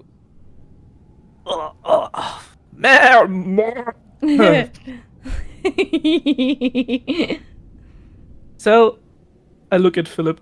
So, how did you end up in the trap? Philip's head like like kind of swings around because he's like, what? Whoa. He's like, my leg hurts. Yeah, we know. We bandaged it a bit. I can help you. Wait a second. And I'm going to kneel down and cast Cure Wounds on his leg. Aww. And yeah, you see the blood disappear and the wound kind of like close up. And the bandage comes away and it looks as if the legs are all healed, and he gives it a little stomp and he's like, that's better. So, are you living in these woods? Woods, yeah, my home. Did you saw any nasty witches? No. Do you saw maybe trying to describe the Deneth to him? No. No? Ah, damn it. I look at the others. Seems like he doesn't know anything. Oh, But he's from the woods. Ask him if he wants to come with us or not. Do you want to come with us? Got any more of those mushrooms? He asked if we have any more of these mushrooms. Actually, I have a cave mushroom. Oh. It's the one that heals us a little bit. Oh, yeah. Ooh. Yeah. Okay. Yeah, we have some of them. Yeah, Yeah, if you we get can hurt, s- we'll we feed can you scavenge more. Or tell him that we can feed him more, yeah. If he gets hurt, this will heal him. I'll come with you. You will come with us, he said. Oh, Yes. sorry. Are you a he or are you a she? And he You just can kind look of... behind him. I'll take a quick peek. It just looks at you and he's... I don't think goats have any idea of their gender. He's just like... Does he have a pee-pee or no pee-pee? He has a pee-pee. Okay, It's the Philip's a boy. boy. I'm a boy. So how do we should call you? Do you have a name? He just kind I don't know if he just kind of shakes his head. He's like, no. Okay. It so looks if like it's his okay- name is Philip. What do you mean? Okay, shall we call you Philip? If that's okay for you. Sure. Okay. Yeah, he says it's okay. We can call him Philip. Oh, good. Ask him if he's seen any more of these werewolves or Oh, big wolf creatures. did you saw any more of those big wolf creatures that walks on two legs? No. No? What did you saw? What did you do in the woods? Ate grass.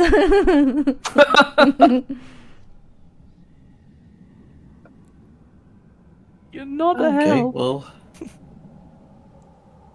Yeah, not every animal's gonna be an adventurer. They just eat and mate, and that's it. That's the cycle of life out Yeah. there, you know? Yeah, I really hope that he could help. I really hope that he could help us, like telling us more about those witches that running around in the woods. But yeah, Well, I mean, I'll see. when else are we gonna use an animal potion? I don't really know. that's the right. animals Yeah, in you're the- right. You're right. So anyway, well, I'm Martin. The old man with the dead raccoon on his head is Obadiah. And the scaly friend that looks like a big lizard on two legs, that's Seraphon. And the green guy is Solok. So he just kind of like looks at you all and he's like, sure.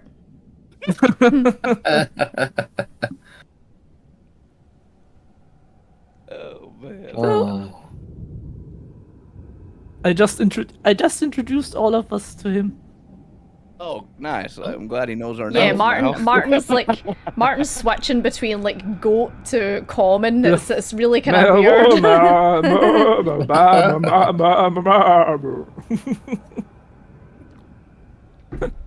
Well, should we, this has been very nice, but should we set off now?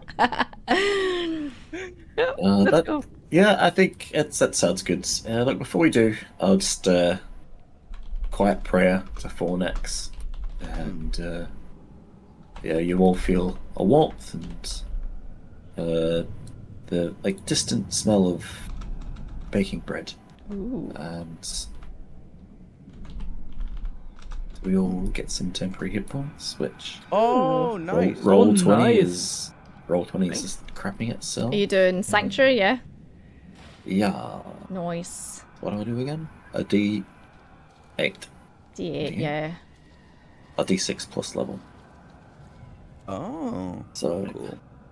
me, you, Martin, Philip, Zolog. Oh, We got 5. perfect. I'll write That's that down. something. Okay. 5 temp hit points. I'll just pop that next to here. 5. The goat gets it too? Aw. Yeah, well, yeah. Let's everyone go. does, yeah. Let's go. So you all have 5 temporary hit points. Awesome. Thank you for the amen. Okay. Amen. Fornex Can got I- this. How Okay. big is the goat? Probably a little bit bigger than you, Martin. Can I ride on it? Ooh, you could try. See if he'll let you.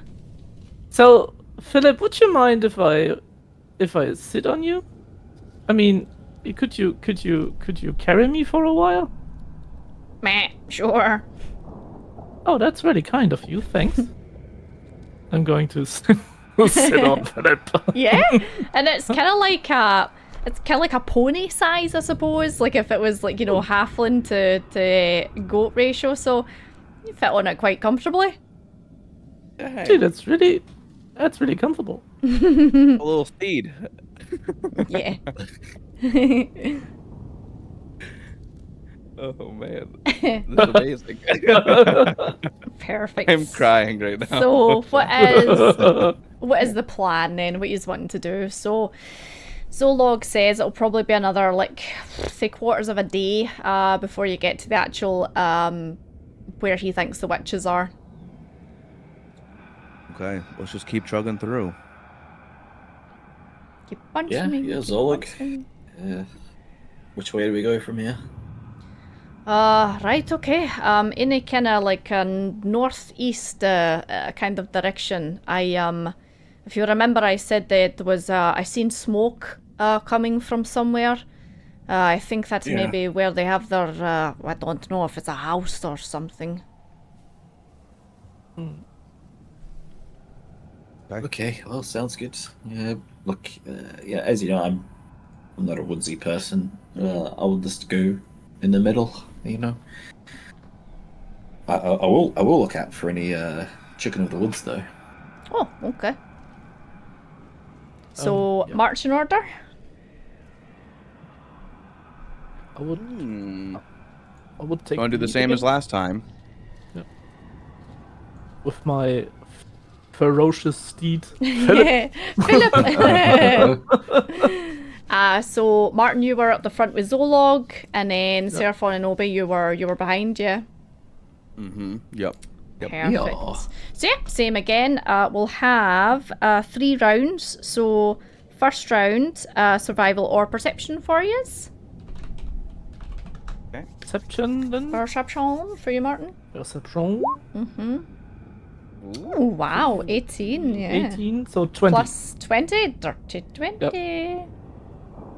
And Nasty. Obadiah. All right.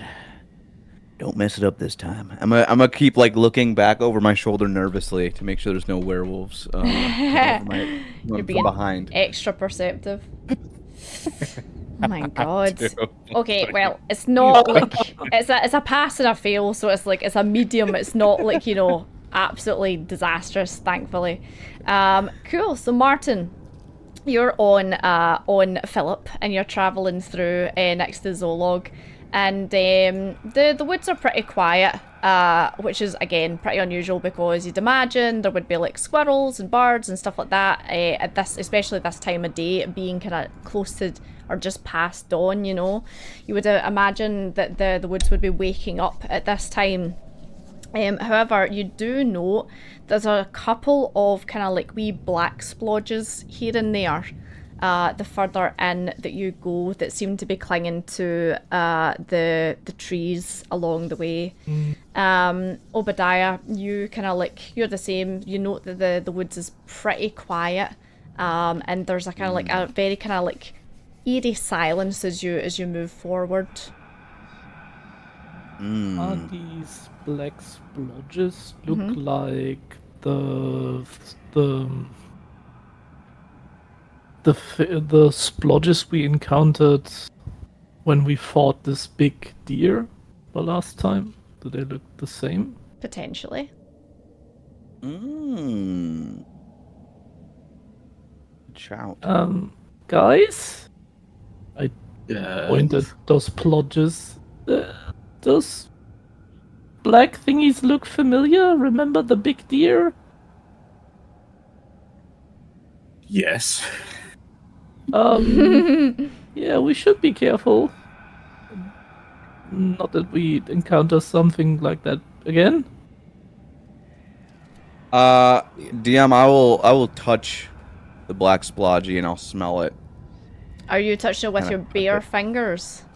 Yes. Constitution saving throw for me, please. Oh, Obi. Oh, Oh, Obi. okay. So you do not become poisoned. However, you'll take 1 point of damage as this stuff just stings as you touch it. And it's like sticky tar. So when you pull your fingers apart, it kind Yeah. of like gloops and kind of like it's almost like chewing gum between your fingers. Okay. It's Don't like touch it. a backhand, like on his like shoulder. And it's like, Don't touch. hey, four Nexus, Grace. What are you doing? I'm just trying to learn more putting about your- our surroundings. Stop putting your fingers in dark places. I haven't done that since I was a young guy, Wait. but What? Listen to the smart man. okay. Well, now we know not to touch it. It'll hurt you. I wouldn't have learned that if I hadn't done it, though, huh, Seraphon? Yeah. I think it looks evil enough. Just looking I at tell- it, you know. I tell Philip that he should avoid those dark splotches. And he kind of gives They, a little. They hurt. And as you kind of like pass. Actually, Yeah. sorry. Can we like scrape some of it up into a container somehow? Do we have a container for that? Yeah, let me rummage here. Well, Yeah, you drank your Speak with Beasties potion, so you'd have that container. Oh, that's true. Yeah, that's true. Thanks. I'm giving the empty bottle to Seraphon. Cool. okay. So So like I'll scrape it Seraphon- up with a Martin. Hand me a dagger, and I can scrape it up. I give him my utility knife. Okay.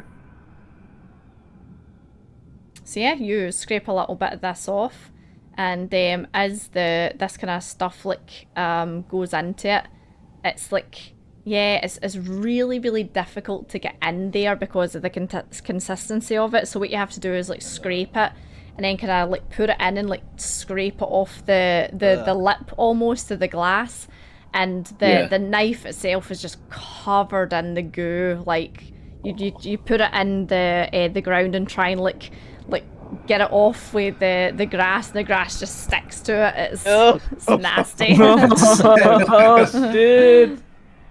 It's like sheepishly, it's like, I wouldn't just touch that ever again, Martin. Okay. Yeah, your knife is covered in this goo and grass now. Oh. Maybe we can, next time we get a campfire, you can stick it in there and maybe it'll burn some of it No. off. True. Yikes. Okay, so Okay. yeah, as you pass through this area, you actually see the trap that Philip was caught in, and Zolog's kind of like disarmed it and taken it apart. And you pass through this first area. Cool. So same again. So survival, perception. Jawohl. Okay, both of us again? Yeah. Yep. Please. Yep. Okay. 14. 14. 14. Survival. And 12. Okay, so 14. as you get into the woods a little bit more, the thicket becomes thicker, would you believe? But with the thickness of the trees and how close everything feels, the air feels denser.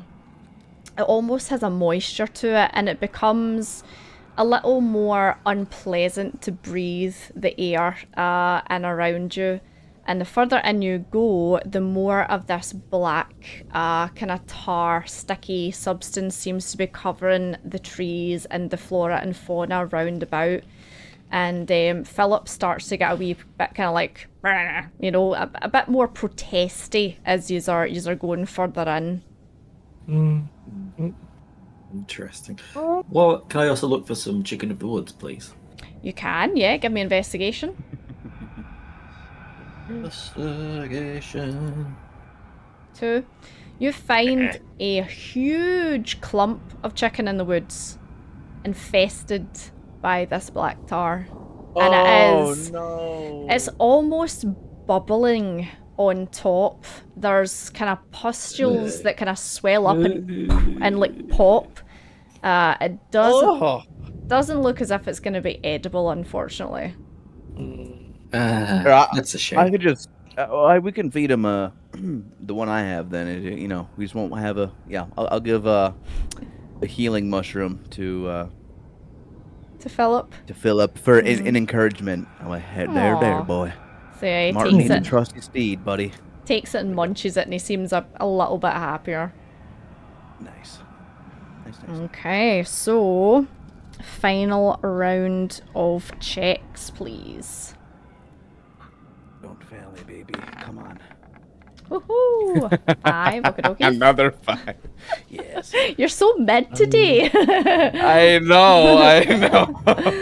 I used all my good rolls yesterday, honestly. I'm gonna give Obadiah a pat on the back. It says, "You can do this. You can do this next time." I wanna try to give him an inspiration. Oh, absolutely, possible. yeah. You can do that. So yeah, if you want to, you can either use it now, Obi, or you can save it to next time. It's up to you. Like, you can save the roll. I'll save it. Save it? Okay, 19. So it's a pass and a fail. So it's a medium. So yeah, as you travel further into the woods, this horrible kind of like thickness in the air gets denser and denser to feels very humid and unpleasant. Your clothes feel sticky as you're going through. Like, it's as if they're like clinging to you through the moisture. And this black goo is just everywhere you look now. The path that you're on, the leaves are starting to kind of like stick to your boots a little bit. And Zolog's like kind of complaining beside you as he's trying to like, you know, like smoosh through this. The closer you get to where Zolog has pointed you in the direction, there's this kind of like very low smoky fog that appears to be creeping over the ground, and it has this kind of like coolness to it, so you feel a kind of like a change in temperature the closer you get. And Zolog kind of goes, "Oh, look over there!" And you look up, and just through a very small kind of patch in the trees, you see smoke off in distance. Huh. Wow. We made it. Is that it, Zolog? That's what I seen before, but this black stuff is, there wasn't this much last time. Oh. be really Wonder what they're careful. up Be to. moving around.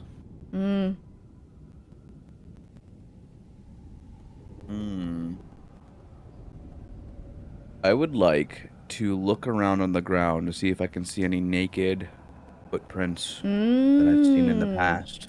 Give me investigation. Okay. I use the help from Martin then. Ooh. Inspiration. Oh. 9. So you look down and Rolls suck. you don't see footprints, but you see kind of like, I mean, where you've been a tracker and all that in the mountains, you see disturbances in the leaves, but you're not able to kind of pinpoint what it is that's made the disturbances. Yeah. But that's just... Philip's family might be here. Yeah. But that's just horrible, oppressive, kind of like shift in the atmosphere just keeps on pressing down on all of you. And you see Zolog start to kind of like sweat a little bit. He's struggling, so he's kind of like wiping his brow, and he's like, "Oh, so clammy. It's really, really." What was that? Did you say something about butter? Butter? Happening again? Oh, yeah, it was. Martin, are you hungry? No, but guys, I don't know. So you see Zolog like fanning I himself. look a bit scared. It's really hot in here. Sorry, I just thought I heard one of you say something. No, not us.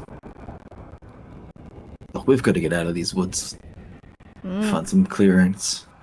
Find some space. This isn't good for Zolog. Zolog, if things get too dangerous and you don't think, if you think I see you're a strong lad and you got Stacy there, but if things get a little rough and you fear for your safety, don't feel bad for running to safety. Okay, you're young, you got your whole life ahead of you, and leave it to us. Okay, if things get too bad. Oh, yeah, thank you. I appreciate that. It's just I could have sworn one of you said something.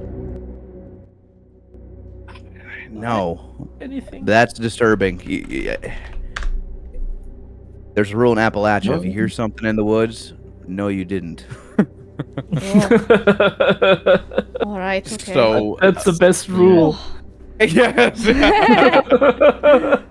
if you see something, no, you did not. So.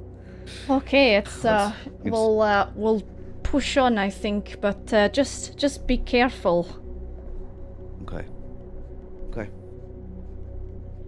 Be cautious.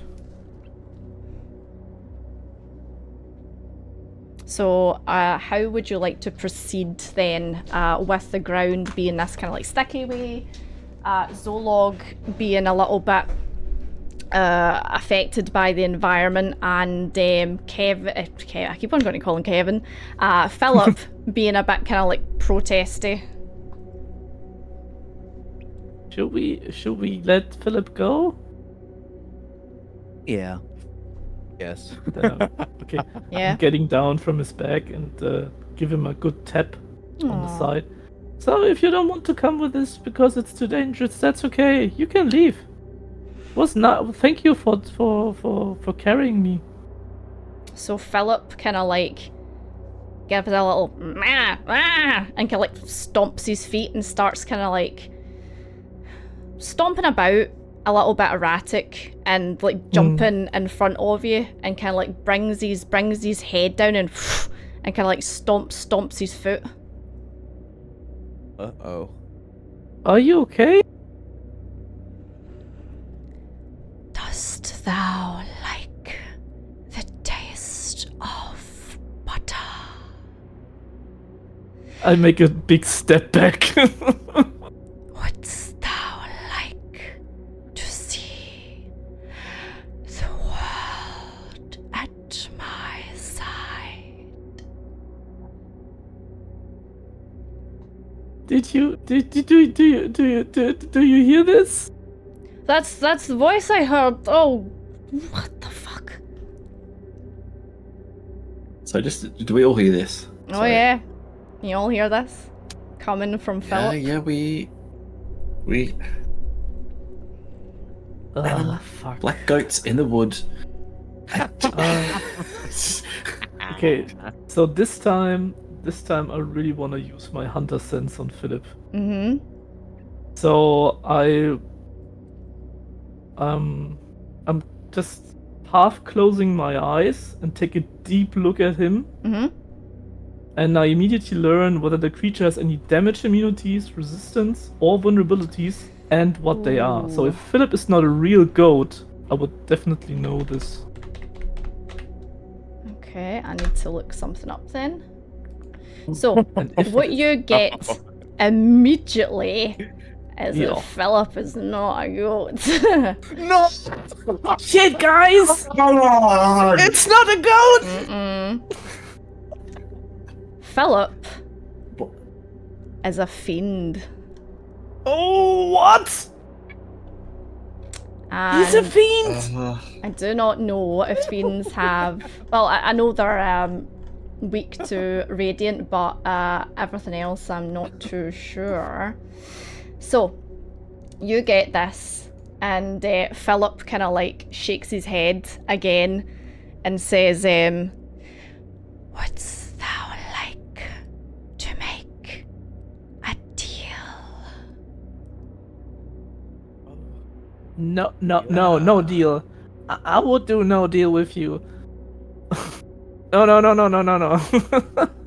What Guys? would thou be willing to give up to succeed? And I think we'll have a break there. Right, okay. So, Philip has jumped in front of you, started talking to you, and has said about offering you a deal.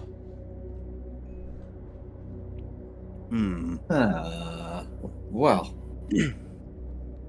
What kind of deal are we talking about here? Okay, Martin and Obadiah, your microphones in silence, please. Oh, are we deafening ourselves? Okay. And I'll give you the thumbs up when you can come back, so just Okay. watch stream. All right. All right. I'll at you in a chat. Okay, right, I think they're both destined. So, you say to this creature what kind of deal, and the creature says, "What would you like?"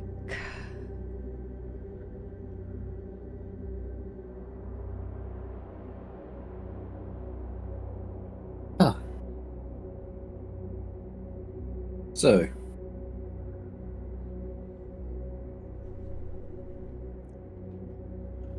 Can you say that again? Sorry, Katie. My What would you headset like? broke. He asks you, Oh, what would you like?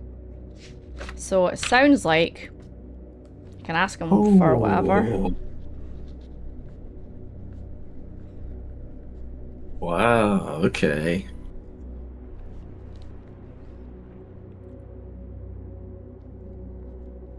What are the limits Whatever of what I want? Whatever you ask will have a price to pay.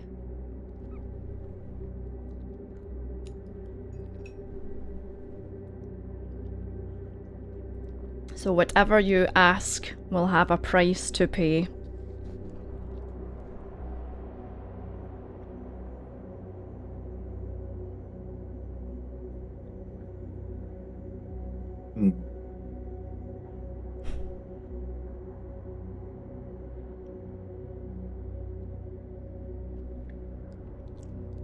You know, there's a ship there in London full of children being kidnapped. They're being turned to werewolves or vampires or something. I want to get all those kids out of there, back to their families, and break whatever curse has been put on them. That's what I want. And what would you be willing to give up to succeed?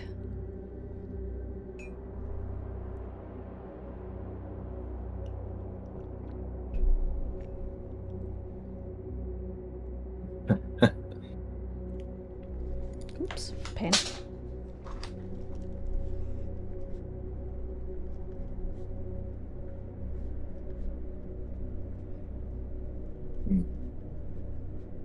What's the customary payment?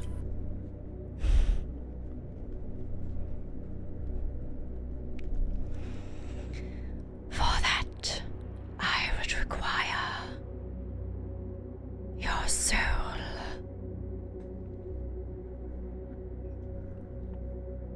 Your servitude. That's quite a steep price to pay. No. Thank you, Philip. I don't want that. We can do this ourselves. Okay, so you're rejecting Philip? Yes. Okay. You can now mute yourself, deafen yourself. However, you are not allowed to tell Obadiah and Martin if you have or have not made a deal. Okay. So if you do that for me, please. Stick a needle in my eye. So you're not allowed to tell them.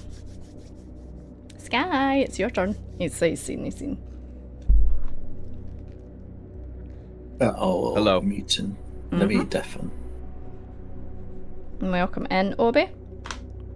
Yeah. Hello.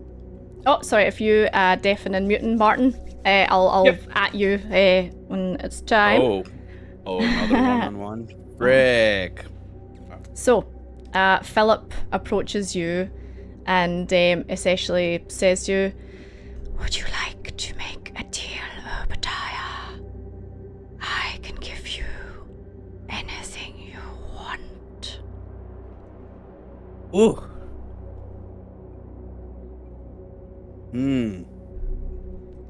Obadiah is gripped with fear. He has an intense fear of the unknown or supernatural entities. But so he'll start sweating and say, You're double sweating now because of the heat "Yeah, here as double well. sweating." I'll say, "The thing I desire most is to get my granddaughter back and raise her, keep her safe for the rest of my life." I can assist you with this. I would require your service instead. I grow tired of the hags and their cunning no longer interests me. Oh. Okay. Well, funny you should say that because we were on our way to clear them out, possibly.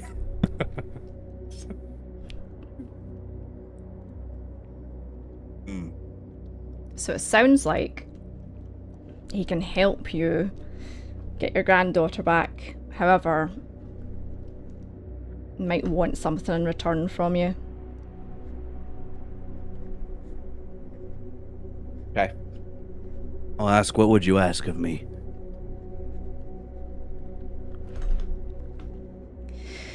Prove thyself. Kill the witches. Become pupil. And I will bestow powers upon thee. Okay. My mind flashes to my granddaughter's face and go back to the moment when I see my wife and daughter dead before me and where I felt powerless in that moment.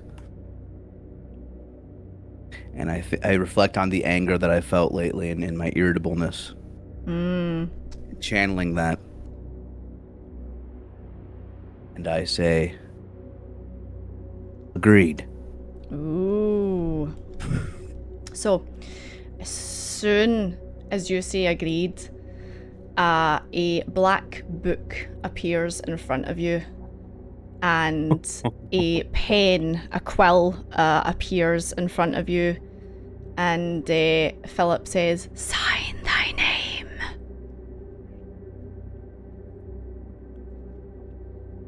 Okay.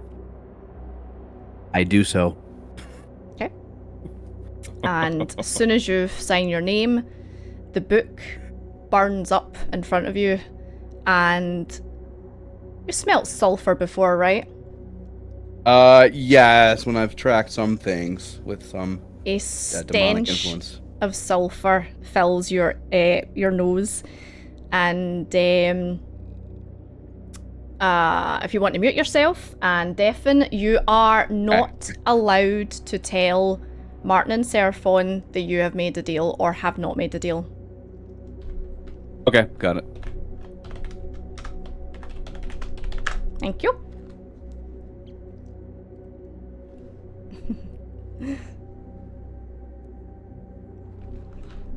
Okay. Martin. Senor! Hello! Is he coming in? Senor, can you hear us? Hold on, maybe I'll ping him on Discord, do you think? He's so yeah, he's petting. Pet that dog! Can I pet that dog? Now I hear you. Oh, Sorry. yeah, it's okay.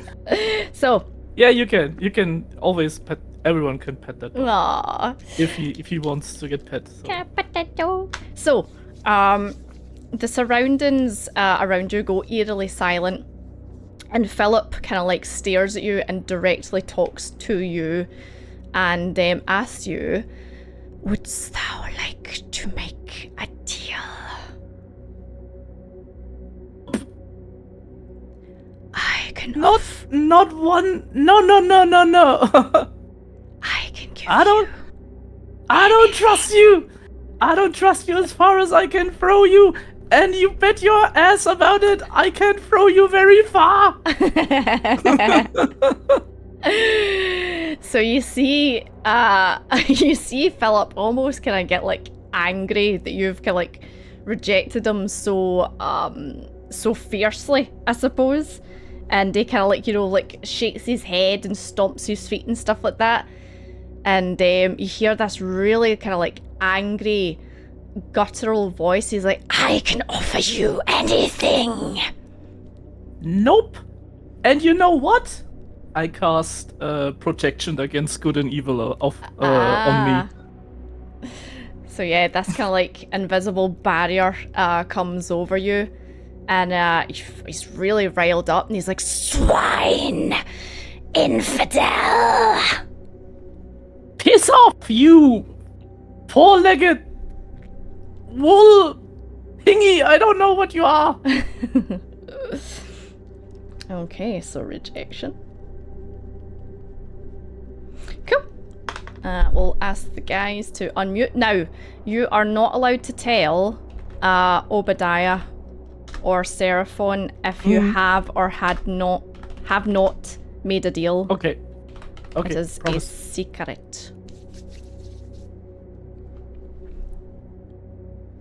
Hello. Hello. Okay, back. Okay, so you all see Philip buck and wildly kind of like thrash himself about, and then he disappears into the distance. And Zolog kind of gets up and he's like, "Oh my god, what was that?" Fiend. I don't even think we want to know what that was. Oh god, I feel awful. What about you? I feel...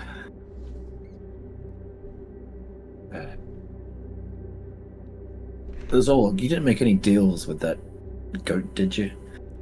Oh, what that? I don't know. It was talking to me. It was in my head. It was awful. Ah, okay. Yeah, it's something. Yeah. Look at.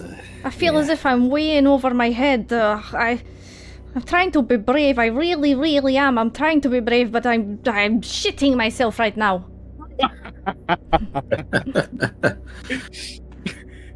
Okay, if you need to take a step back, like I said, we can go in and approach by ourselves, and hopefully if Dan is in there, if you stick around this area, just keep watch our backs, and if Dan is alive or whatever else we discover, if we come back out okay, we'll find you.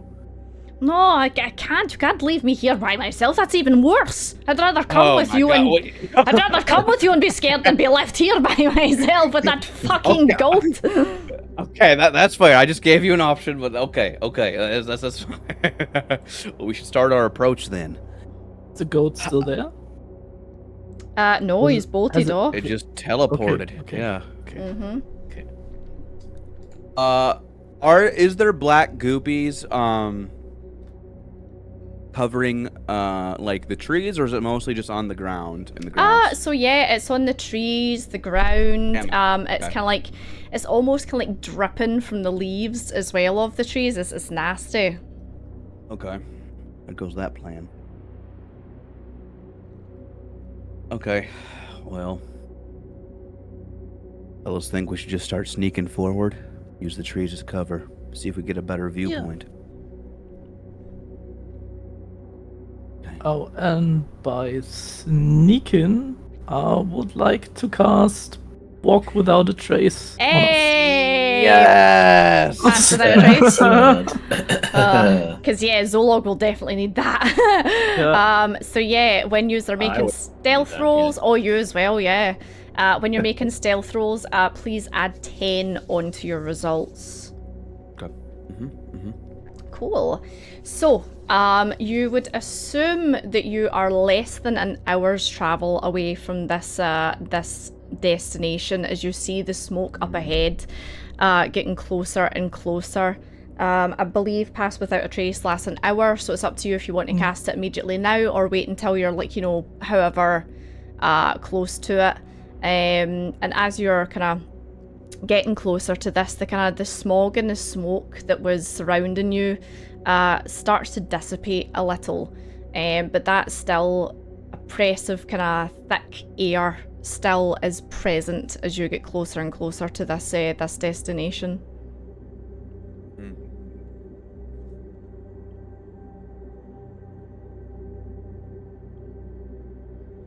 I would like to use it now, I would say. Okay, cool. Pass Without a Trace. Nice. So how are you wanting to approach then? Are you wanting to start being stealthy?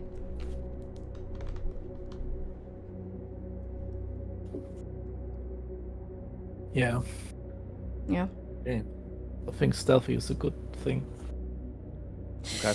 Okay, everyone give me a stealth roll then, and it'll be a group kind of check. So I'll do one for Zolog. Let's see. And plus 10. Nice. So Zolog 14. 14? Okay, so 21. 14, 23, 21, and 23. So group success. So I'd say Obadiah, you kind of like stumble a little bit, but Seraphon just manages to like catch you and kind of pull you up as your feet kind of get stuck on that like sticky goo, and he's kind of like, shh, as you start to approach. By this time it is kind of coming up to night, so it is pretty dark here.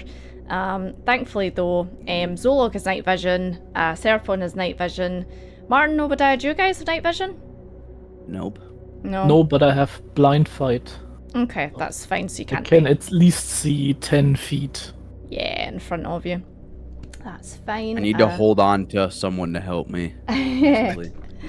So as you travel forward, eventually you see in front of you this smoke billow out, and you come to... I've popped you onto a new map. Obadiah, just put your hand on my head so you can't get lost. Okay. Yeah. Bring it over. So if you pop yourselves down the bottom right for me, please. Okay. I'm gonna turn down the brightness of this map. Oh my god, so back background. My eyes. Yeah, right. Oh, there we go. Oh, that's nice. Dark modes. I have dark vision. I have dark vision, DM.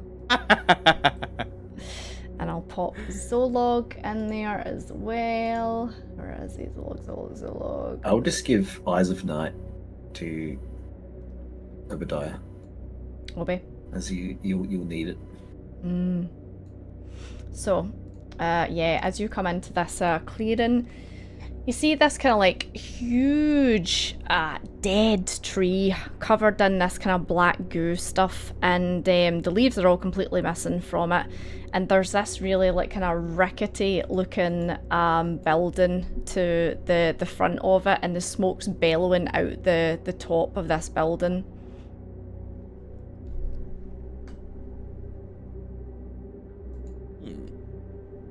Well, what do we do? We're here. We just kick the door in.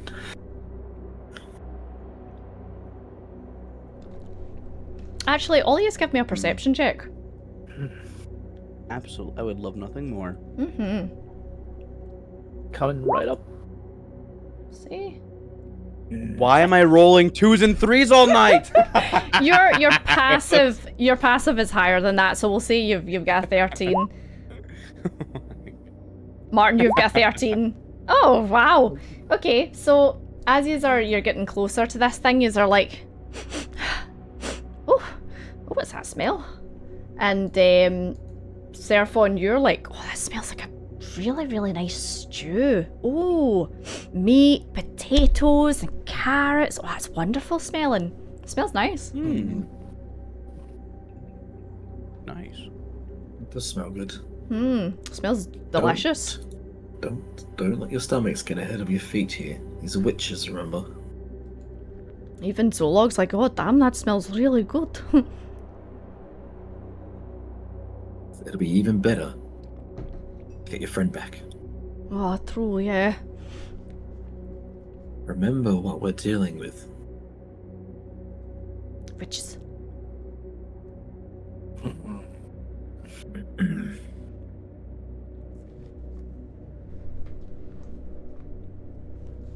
Oh, whoops. Ignore that. That's fine. I pressed the button. I push a button. Sanctuary. So what would you like to do?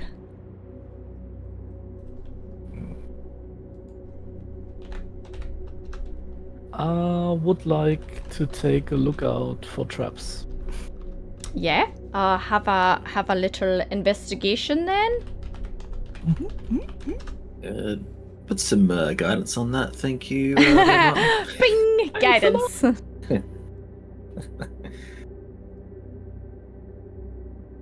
So, since this is an intelligence skill, I can also double my proficiency here. Ooh. Nice.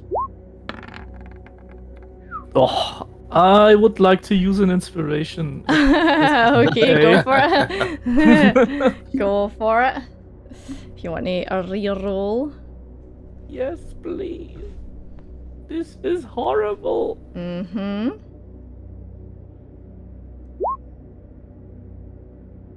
Are you fucking kidding me? Oh my god. Damn it. So, okay, it's 8. And 1d4. Plus Okay. 2. So it's 10. Yeah. 10. Okay, doke. So That's horrible. you have a look around, and you don't see any kind of like traps, as in like, you know, the bear trap or anything like that. But how you do see things dangling off of the trees surrounding the area, and they're like wind chimes. However, when you look closely at them, there seems to be bones hanging from them. There's some small kind of like twig-like prisms that are dangling for the trees as well. And again, on closer inspection, it looks as if they're made of bones. Effigies hanging made of bones, just decorative bones dangling from the trees surrounding you that you think if you bumped into, they'd probably make a noise. Be careful around those. I point at some of them. those Mhm. wind chimes.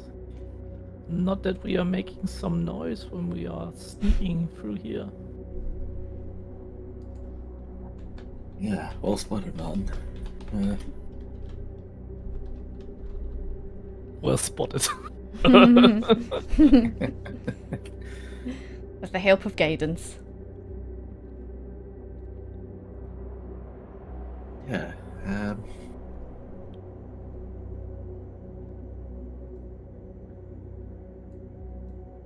How do we want to do this? Obviously, we know that those alarms, something like that, bells, and that black stuff is, well, that's no good for us.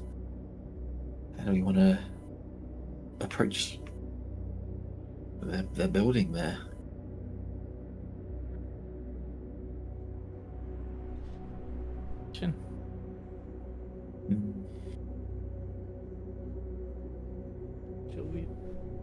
Should someone try to sneak up on the building to see if someone is inside or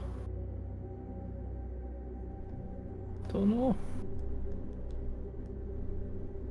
You want to take a look, Martin, yourself?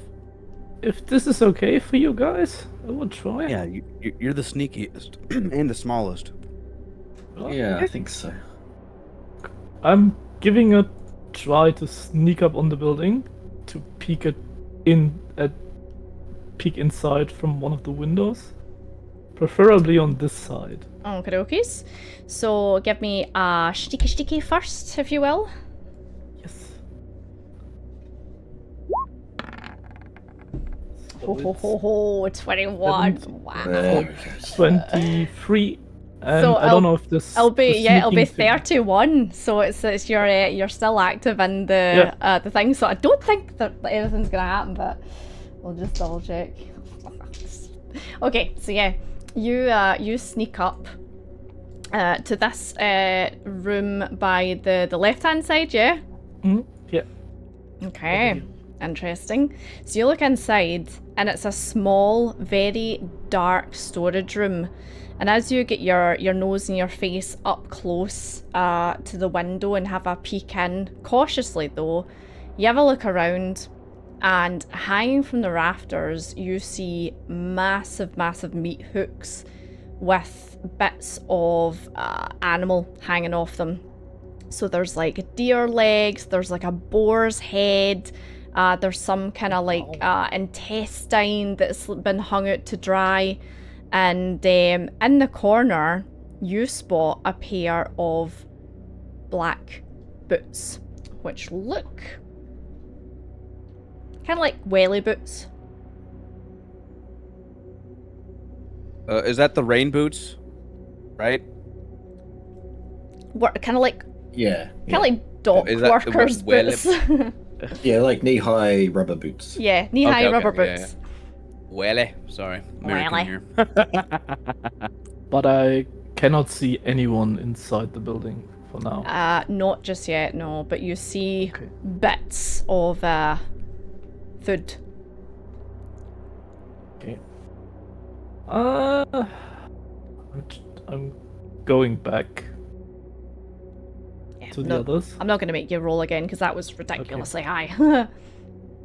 So, on the first glance, there's no one inside the building, besides some really big and not so nice looking meat hooks on the roof of the room with some animal parts on it. And there's also some kind of black rubber boots on the side. So at the moment it seems like this hut is empty. Yeah. At least from there. Reminds me all too much of that like nice assassin's room.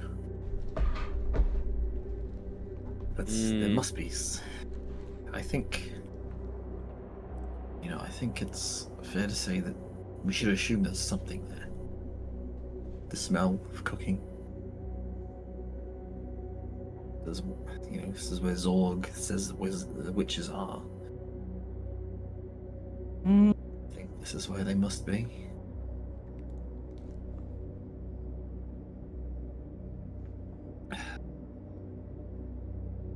Yeah. I think we should take the others. Could you see further into the house, Martin? Was it just that room of That was just that meat? room, yeah. Yeah. Meat Okay. room.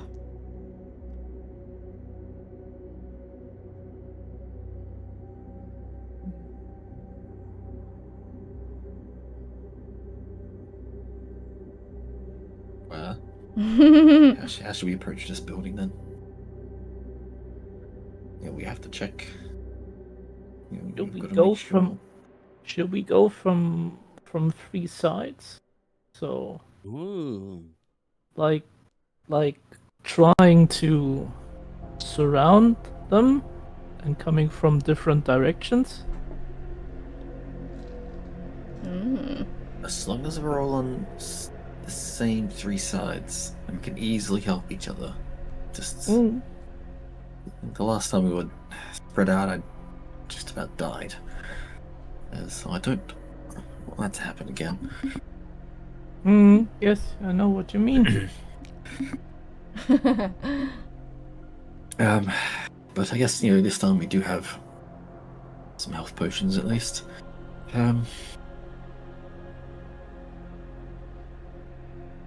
Look, it's a good plan if we go on each corner. Mm. There and there and there. Yeah. Here, and here. It's if I look, I'm happy to knock on the door again. But I'm not going to stand in the way of the door again. Yeah, I do that. So should we do that? Zolg, how are you feeling? Yeah, okay. I mean, I can, I can go to door. I'm the strongest, I think. Oh, is that so? And it kind of like looks at you and he's like, yes, I am. All right, we'll have at it. I won't stop a young whippersnapper like yourself if you think so. Okay. So, should I go and knock the door, or what should I do? Should I sneak up, or? Well, should we get into position first, and you can knock? And Good point. just don't stand in the way of the door. Just please. Oh, so knock Yeah. and then jump back, yes? Yes, step to the side. Alright, okay, cool. I can do. It's not gonna. It's the last time I stood on a door, I got a poison dart right to the chest. Sure. It's, I remember that. I remember that too. Still itches.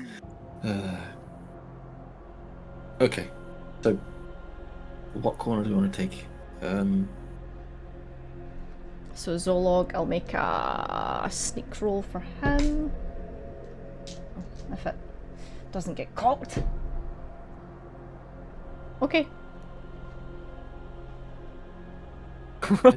Yes. Solog is the weakest link in our chain. We should definitely cross him off the list. Look, I'm just saying. He'll get himself in position. Look, I'll go on this corner. Because I just want to be. I don't want the kid to die, okay? Okay, so I'll go up and stand about there. Okay. Martin, Obi, were you two wanting to stand? Or you staying back? I will take this corner. Mm-hmm. Yeah.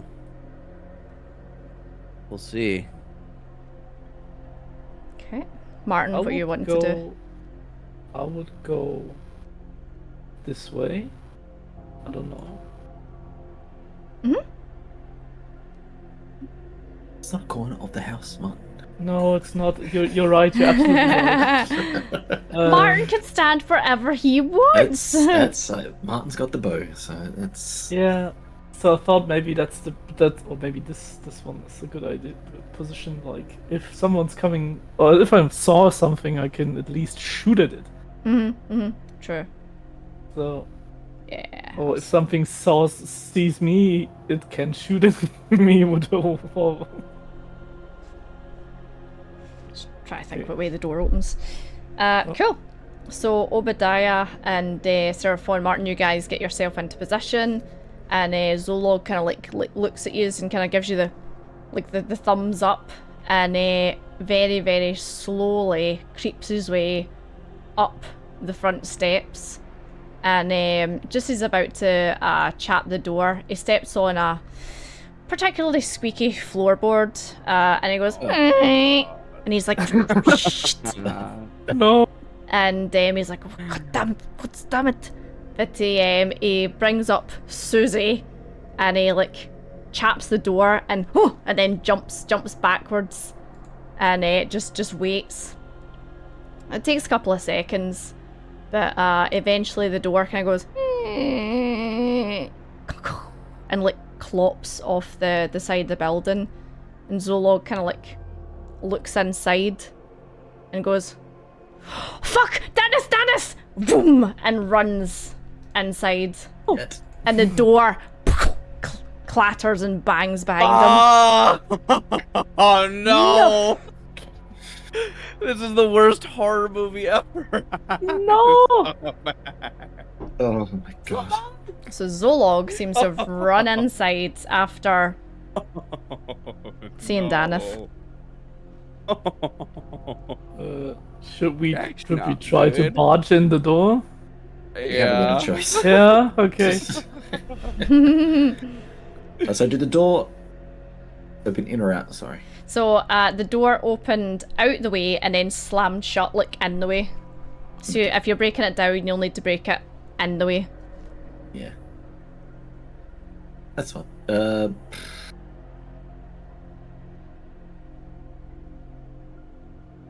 It's gonna go to the door and pull the door out. Open the door with the handle. The thing that's got to open the door. Sure, give me a strength check. Interesting. You got this. Do I? We'll see.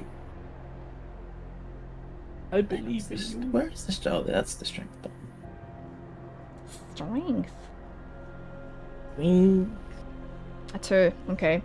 So you run up to the door after having seen Zolog run in, and you go for the handle and you pull it, but the handle comes off as you pull it, just in your blind panic. And make a dexterity saving throw for me, please, as well. Why? Just reasons. Oh, 2. awesome. Oh no.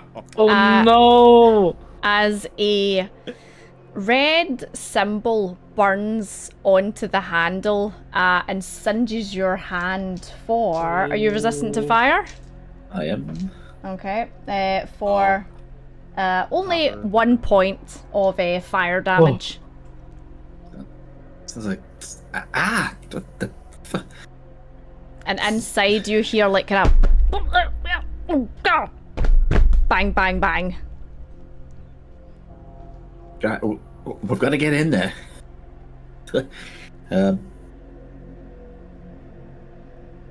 I'm not the strongest of it. jeez. Can I try to go to this window again and see if I can get through the window into the house? Absolutely. Are you going to use your Kind of like, are you gonna take a running jump, or are you just gonna like try and break it with your your bow, or how are you gonna get into it? Also, okay, then this is also shut. Yeah, it's shut. Okay. Yeah. Okay. Shit. It's like a glass, just a very, very simple glass window. You think if you were to, like, you know, thingy it, it'd smash. Yeah. Yeah. Okay. Then I will take a shot with the arrow on the glass. I mean, yeah, I'll not even make you roll to attack because it's a glass window. It's not exactly going to fight back. So yeah, you smash it and it shatters into just bits, and the window like doesn't repel you or anything like that. Guys, the window! And I pointed the window. Okay. Oh, okay. So is it on that side? Yeah, it's where Martin was Okay. before. Yeah, so it's like here. Okay, well.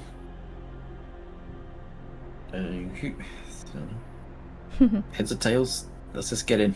Guy, as I'm running around, could I try to use my strength or athletics to bust down the door? Being Yeah, give me strong strength. boy. Strong boy. Okay. We're going to One tear day. down this You can hut. kick down the door. Kick down that door. Can we do strength or You- athletics? Whatever you want. Okay. Athletics. Athletics. 13. So you manage to break it down. It just takes you a couple of kicks. However, yeah, after 2 or 3 kicks, the door just completely buckles and poof, falls in. There we go. I'm gonna run in. You're running in? Okay. Yep. By that stage, I'm already in through the window with Martin. You two have clambered in. Okay, let me take you over to the next map. So you'll be split. So Obadiah, if you pop yourself here. Yep. And Seraphon and Martin, if you pop yourself in here, please. You Yes. Can you make yourself a little bit bigger? Hold on, I'll make you bigger. Oh, okay. It's not a very big map. Look how small you two are! Oh my god. Well, Oh, well, we So fit small. the hole. That's okay for me. Oh, I suppose you're your halfling size. So we'll do what every 2 squares on the grid's 5 feet then? Yeah, that's fine. Okay. It's a pretty small place. Actually, I'll put him. There we go. So you bust in the door, and you come inside, and what you see is Zolog being attacked in the corner by this naked woman who is covered in kind of like that black gooey kind of stuff. Her hair's like sticking to her skin with it, and there's like sloshes of it coming off, and she's got big massive claws that are just raking over the top of Zolog's skin. And Obadiah, you see another one standing in the corner, kind of like that swings his head round, sees you, and it's like it starts doing that weird guttural clicky kind of like and clacking. It's like a weird noise. And Obadiah, you roll for initiative. What are the other two you doing? Oh no! Okay. Definitely going into this. Yeah. Give me a strength check for the door. Me? No, if Martin and Seraphon are kicking down this door here. Oh. I'm not that strong. I'm trying to support Seraphon. Yeah, you can help trying to push. get You down can the help door. push, I Yeah. suppose. Yeah. 12. And roll again. Yes. 19. Yeah, it comes off at the hinges essentially and boom, flies across the flies across the room. So you two roll for initiative as well as we go into. This might actually be our first like big scary fight. Okay. Thank you. Because Big scary fight. we've actually got something that's not been in the other fights yet, and you'll find out as we go. Ooh, 19 and 19. So Martin, I think you'll have the higher dex, won't you? Mm-hmm. Okay, so let me see. But I think Seraphon was the natural 20. so I don't know. Oh, of course, yeah. So I think Seraphon might actually put up first. Oh wait, I need to do one more roll. Oh, right, okay, so it'll be Seraphon. Then it'll be the interesting thing. So how do I spell that? Okay, then it'll be Martin. Then it'll be witch number, we'll say number 1. Then it'll be Obi. Okay. Then it'll be witch number 2. And then Zolog rolled like absolute dodo, so Zolog will be last. So Seraphon, you're up first. You burst in and you see the witch to the left of you, and you see the witch to the right of you absolutely tearing chunks, and I mean chunks, out of Zolog. Zolog's not wearing any armor. That boy. Oh my god. He is a barbarian after all. Yeah. Right. Immediately. So Zolog. So Oops. bonus action, spiritual weapon. Yeah, I'll pop that down for you. Over the underway. Give you control of it. Thank you. Perfect, there you go. Okay. That's a. That's just immediately will take a swing and attack the. Okay. Go for it. 11 to hit. 11 does not hit, unfortunately. Bang it, Bobby. It almost gets like stuck to the hair, and you see the thing can like try to pull itself off, and that's the hair's just like sticking to the end of it now.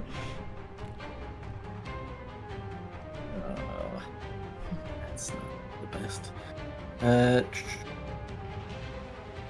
And yeah, and this is like I see that miss and I was like, oh, I think like witches have spells. So I'm gonna cast silence. Okey-dokies. How Well, big? it'll cover the whole. It's a 20-foot radius. If we're doubling that, it'll cover the whole room essentially. But I'll just pop it down. Where's my measuring tape? There it is. That's. I guess it's doubled because we're twice the size. So it's like there. So it's like, yeah, in the middle. So it's like back of the room. It'll cover like that. Okey-dokies, I'll draw the sphere. Yep. There we go. So that area is silenced, and that's concentration, yeah? Concentration, yes. Okay, so you are concentrating on silence. Okey-dokies! Are you wanting to move? Do anything else? I won't move. I can't do anything else. Thank you. Okay, so this is a new feature, so I've not played with this before, but we have a lair action. So, Let's go! So- Those are always fun. Those are yeah, fun yeah. for a So DM. let's see. So this is 1, 2, 3, 4, 5. So.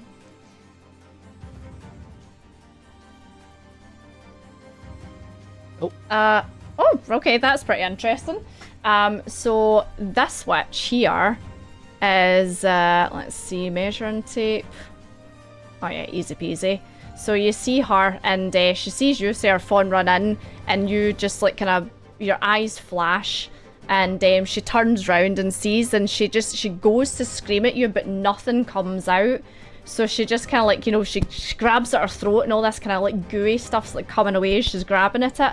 And a symbol burns into the floor, and the floorboards begin to rattle and shake, and she just goes poof, and disappears, and poof, appears right beside you, and then screams in your face this kind of clickety-clackety guttural noise.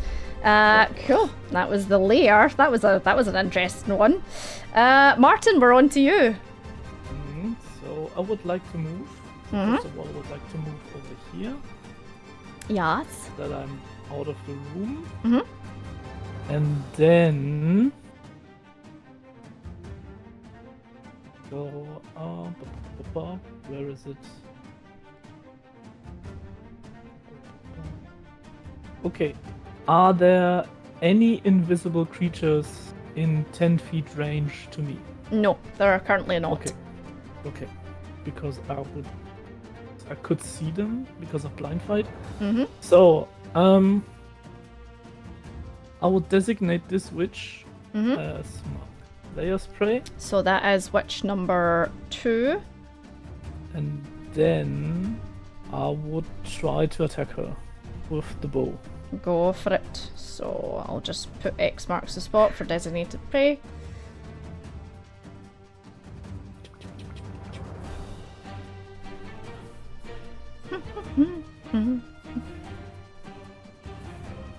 Let's see. Ooh, 13 misses, unfortunately. Damn it. Mm.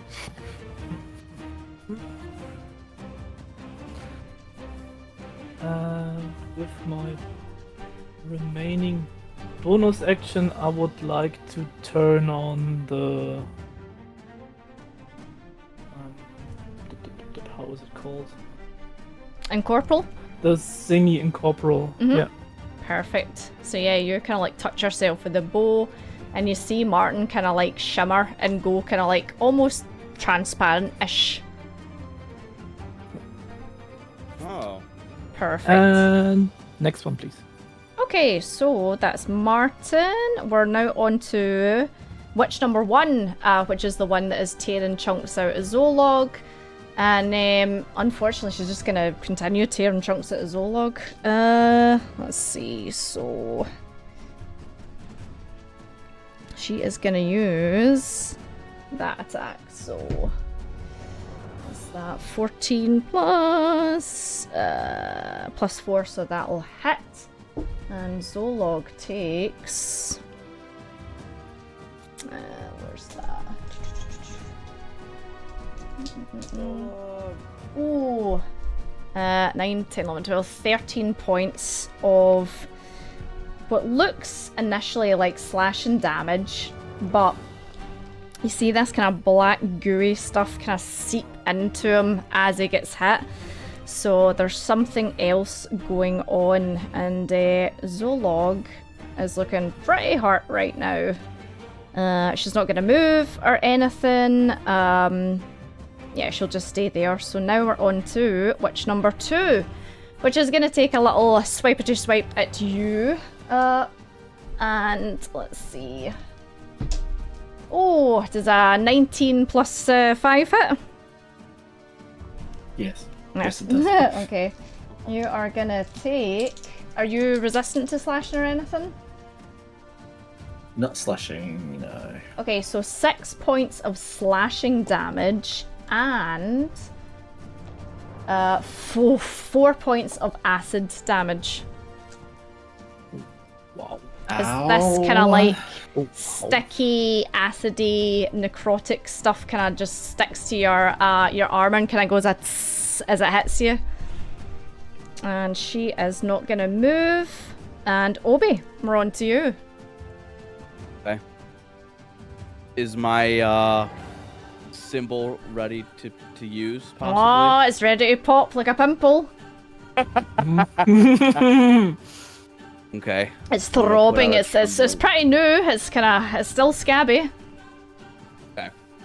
I am going to put out a little hand. In a bonus action, I'll put a hex on the witch in front of me. Nice. So you see Obadiah lift up his hand, and there is a symbol scarred and burned in his hand. And what would you like to hex this witch with? Oh yeah. So it's We'll do disadvantage on strength checks. Okay, so disadvantage on strength. Cool. Okay. And then with my action, I'm going to approach her. And I will whack her What are you whacking her with? with my great sword. Great sword, the Shardlin one, yeah. Yes. Okay. 18 to hit. Oh, that definitely hits, yeah. Okay. Not the best. So Oh, it's 8 slashing damage, Mm-hmm. 1 cold damage, and then with the hex that adds an extra d6. Ooh, nice. So 2. So it's 11 altogether. So yeah, you see the symbol that's on your hand burn into the back of this witch, and it kind of like gives this like, sulfuric smell. And you then run over and take your opportunity when the witch turns round to kind of like have a look at her back, to smack her with your greatsword, and you slash through, and the ice just kind of clings to the skin. Yes. Action surge. Action surge! Oh my god! Blow his load! Yeah. Dump it all out. Going to. Hopefully we do okay. 16 hits, yep, absolutely. Okay. Woo, 10 slashing. Yep. 4 cold, and then an extra 1 necrotic. Okay. So yeah, you That then is just my turn. you just take a big like breathe out and just go again and slap, and again slashes through, and that's kind of black oozy stuff sprays onto the floor, and it kind of sizzles as it goes, and the ice clings to her. Okay, Obi, Zolog. My god, poor Zolog. Right, he's going to use half his movement to get up because he's currently on the floor. He's prone. And then he is going to try and take a swing at the witch. Oh god, 7, 8, 9, 10, 11, 12. Oh, he misses! Just short. So he goes a little bit wide, being a little bit woozy and kind of like, you know, kind of wobbling his feet.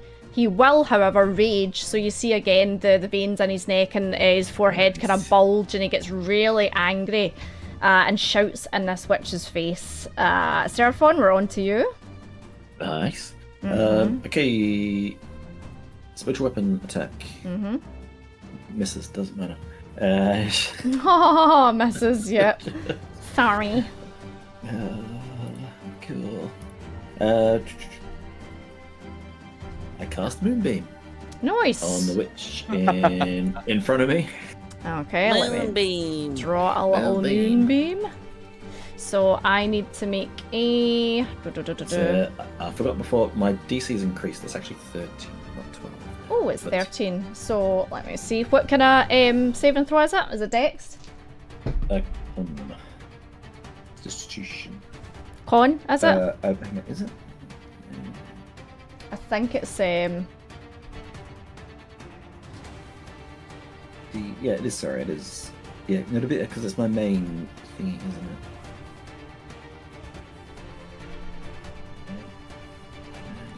Where did it go? Okay, so what kind of save and throw is it?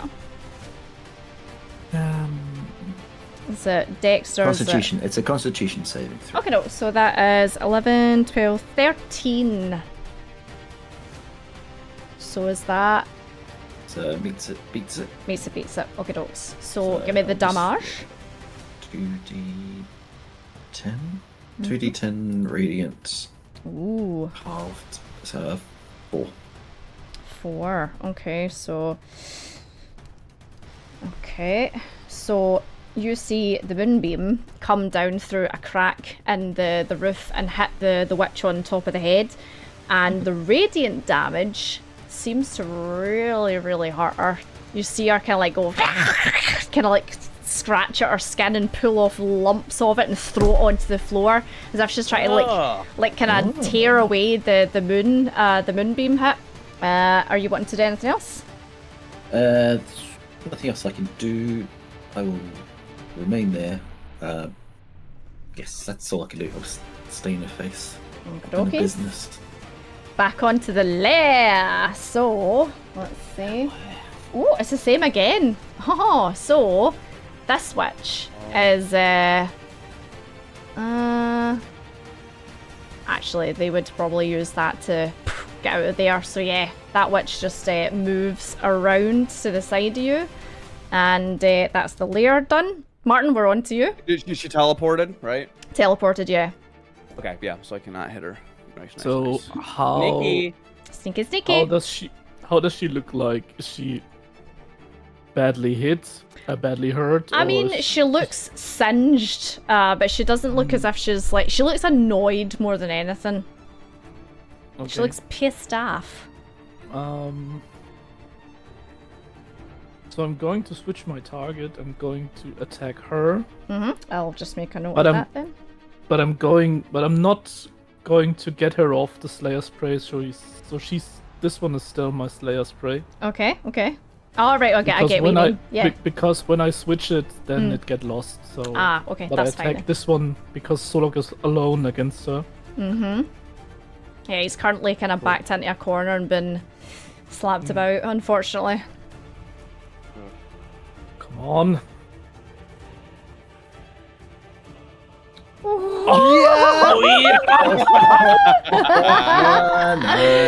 Nice. Fucking hell. So what is your maximum damage? This is the first time this switch has been hit. So my maximum damage would be 16. Plus 5 would be 21. And then I have to roll 1d6 radiant Yeah. damage. This Oh no, radiant it'll just be 6 because it's your max, so it's your max on Yeah. everything. Yeah. Yeah. Yeah. So And Yep. because I have the talent Piercer, I get another. If you get once when you hit a creature with an attack that deals piercing damage, when you score a critical hit that deals piercing damage to a creature, you can roll 1 additional damage die, then determine the extra piercing damage the target taken. go for it. Give me a roll then, since it does say like actually roll it. So, Yeah. 1d8 then. Oh, D8. Wow. So 1d8 plus. No, 1d8. Honestly, people sleep on rangers. They are just damage machines. Like I love. I love rangers. I love rangers. And you yeah. can build them to be a melee, or you can build them to be a Okay. archer too. Yeah. And now it becomes funny. So Are you gonna give me the Pierce- lucky? Piercer only says. Uh-huh. Piercer also says that once per turn, when you hit a creature with an attack that deals piercing damage, you can re-roll one of the attack damage dice. So I rolled a 1. I want to re-roll this, please. Absolutely, go for it. Especially considering it's a D8. That's basically the halfling's luck again. Yeah, very much. Lucky.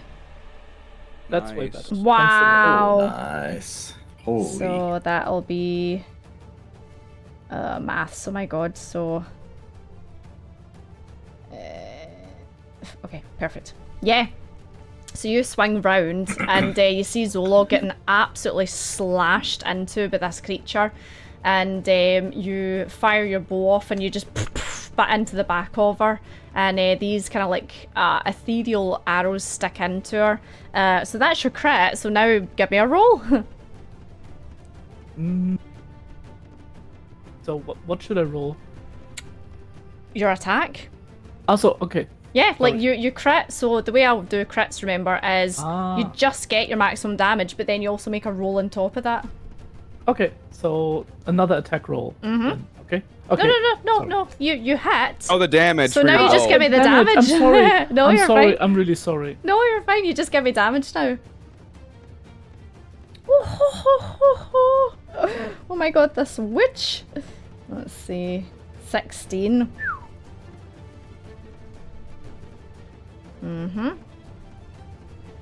Perfect. And then you're piercing on top of that? Yeah. Go for it. Your D8. Yeah, you get to roll that too. Wow. All the damage. Yes, extra dices are good. Oh my god, another 7? Oh, nice. Yeah, that was a massive hit. Yeah, okay, so this witch is starting to look pretty wobbly by now. She's got these arrows sticking out her back, and you see her kind of like breathe, but as she's breathing, like she's choking up and coughing out all this black goo onto the floor that's kind of like sizzling. Oh wow. She's looking pretty bit up. Martin, you want to do anything else? No,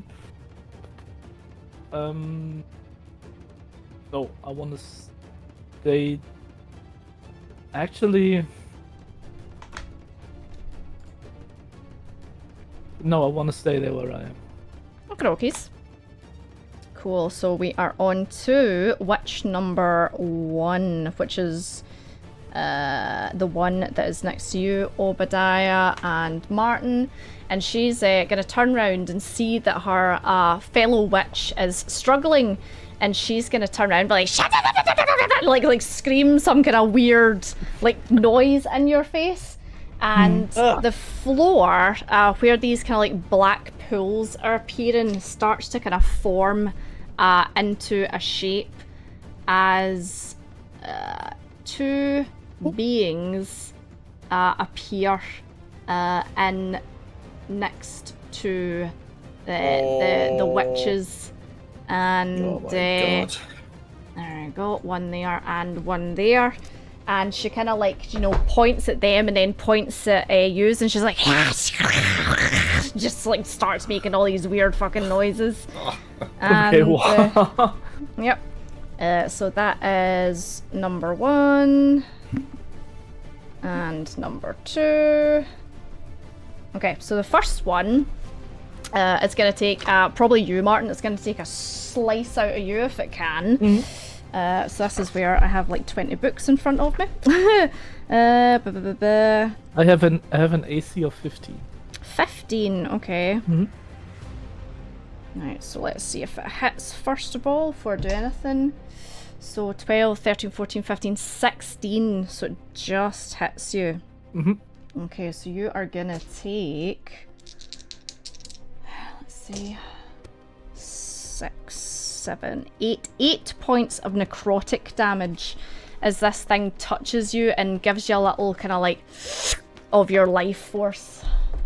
So the 5 points of temporary hit points are going to reduce first. Okay, Is dokies. this correct? Yep. Yes. Okay. Yeah. Then it goes into your real. Oh, I forgot that for Zolog. Thank you. I'll add a little No bit problem. more. No onto problem. it.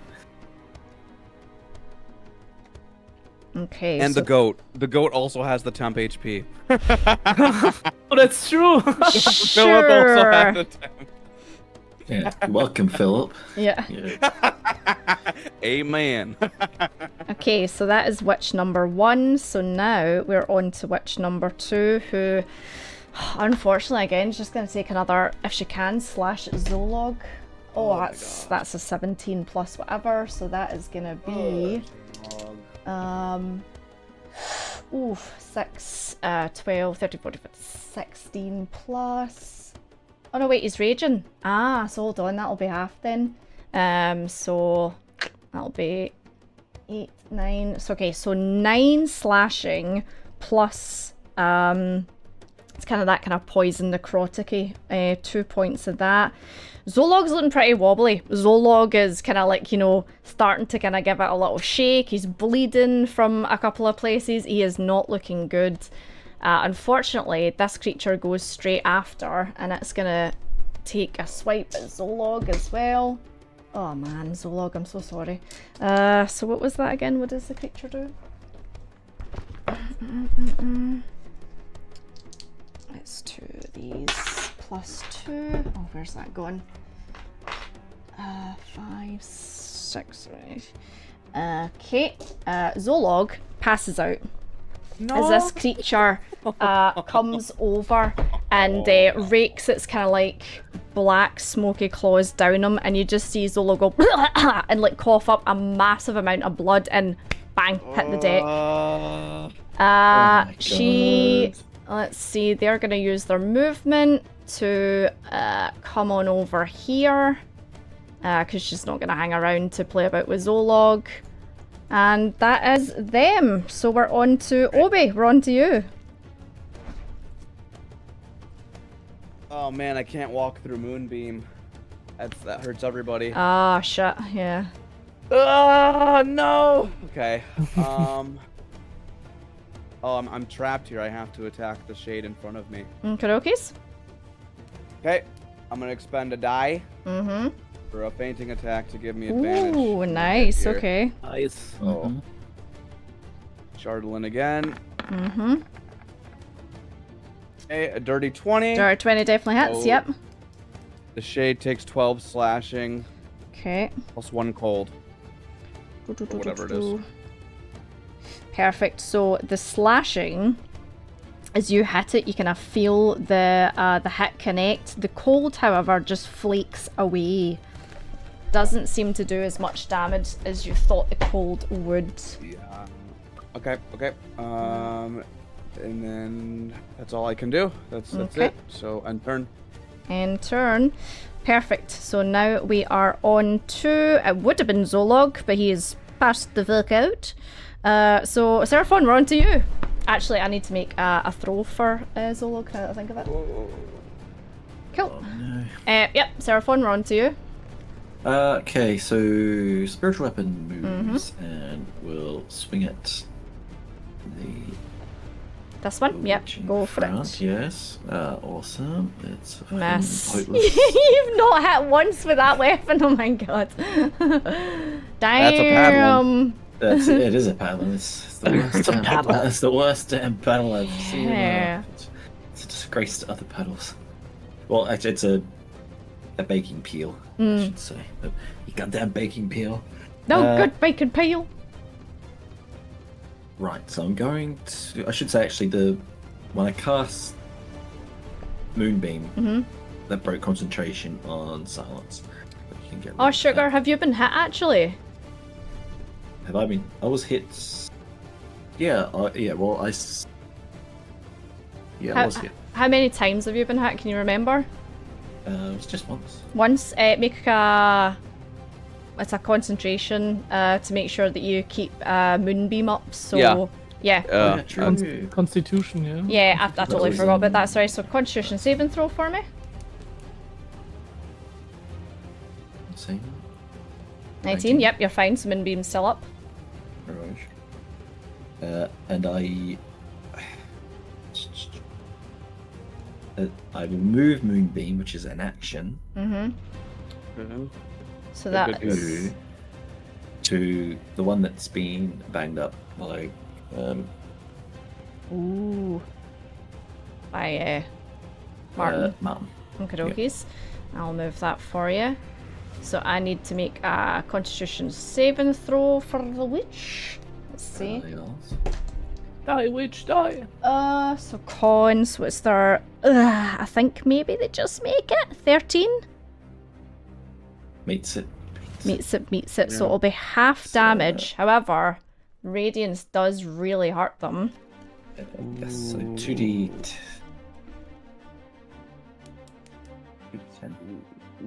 2d10, right? Mm-hmm. So 3. So I guess 3. Yeah. Okay. 3 normal, well 3 halved. 6 So halved. you move this Moonbeam onto this witch, and it hits it, and you just see the black goo on her flesh ignite almost as this radiant light sizzles the flesh. And hold on, I need to do a little. Let's see. Okay. Can Seraphon and Obadiah make a dexterity saving throw for me, please? As this witch explodes and the black goo, shoots out from her body, and these are both fine. You do not take 16, any damage from this just like goo that like explodes everywhere. Oh. Does it go through her allies too? Do they take it? They're probably immune to the groupies. Yeah, unfortunately, I think Okay, they are that's covered in it, you know. Yeah. The one with the goop. Cool. Seraphon, you want to move or anything? Job, Sarah. I will not risk the attacks. Risk it for I'm biscuit? just- There's nothing else I can. Is there a bonus action? No. I think you've done your bonus action with your paddle. Yeah, it was. The paddle moved. Yeah, that's all I can do. Thank you. Alright, so now we're on to the lair. Is it going to be the same again? Oh my god, no, is it? Hold on. I'm rolling again. I don't want that one again. DM said no. Yeah, I don't want it. I mean, it's just she teleports, so we're not doing that again.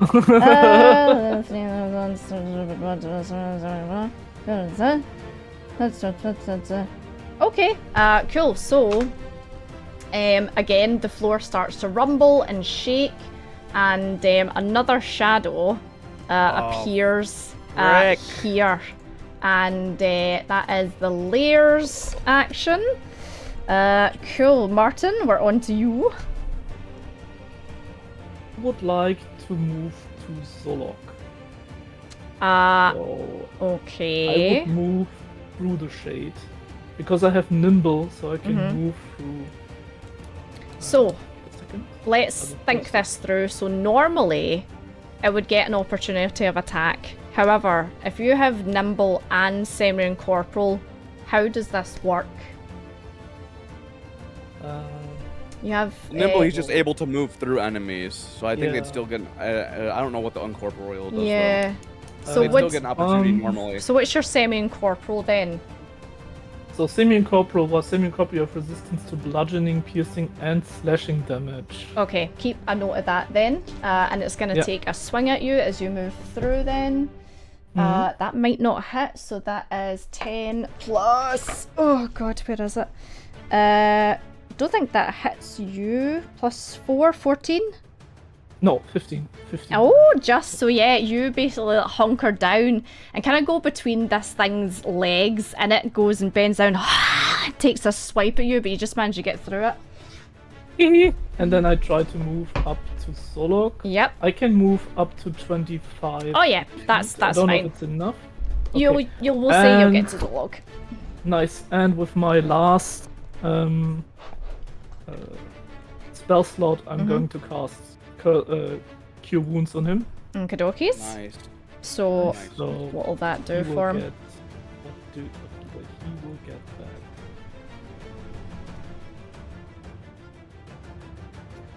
1d8 plus your spell ability modifier, so it'll be 1d8 So plus 1, yeah. Yeah.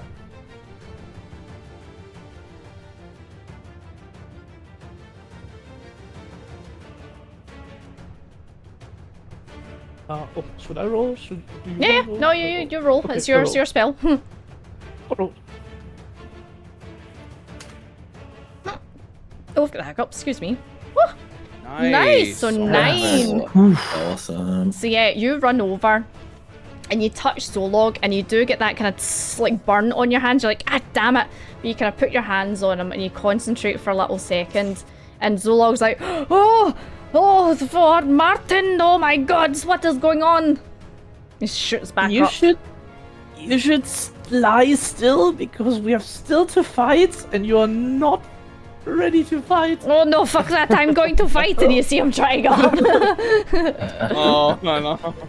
Do you want to do anything else? A bonus action or? No, I cannot do anything else. Not sure. So Okay. So or that. maybe I can do something, and I think I'm going to do this because like I have lost my spell slot. Okay. So what I'm going to do is, I said that she's my Slayer's Prey? Yeah. Slayer Spray, but I can also determine a favorite foe. Ooh, okay. So favorite foe it works with concentration. So you are now concentrating. Because Hunter's Prey have no concentration, so I will make her my favorite foe, and the first time on each of your turn that you hit the favorite enemy and deal damage to it, you increase the damage by 1d4. So An she extra would get D4. 1d4 damage more. Yeah. Excellente. Cool. Nice. I'll mark that down for you. Okay, we are now on to, funnily enough, we're on to that witch.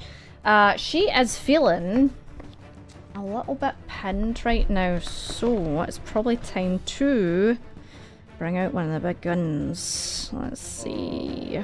No. Just lay down and die, witch. Okay, so let me read this quickly. I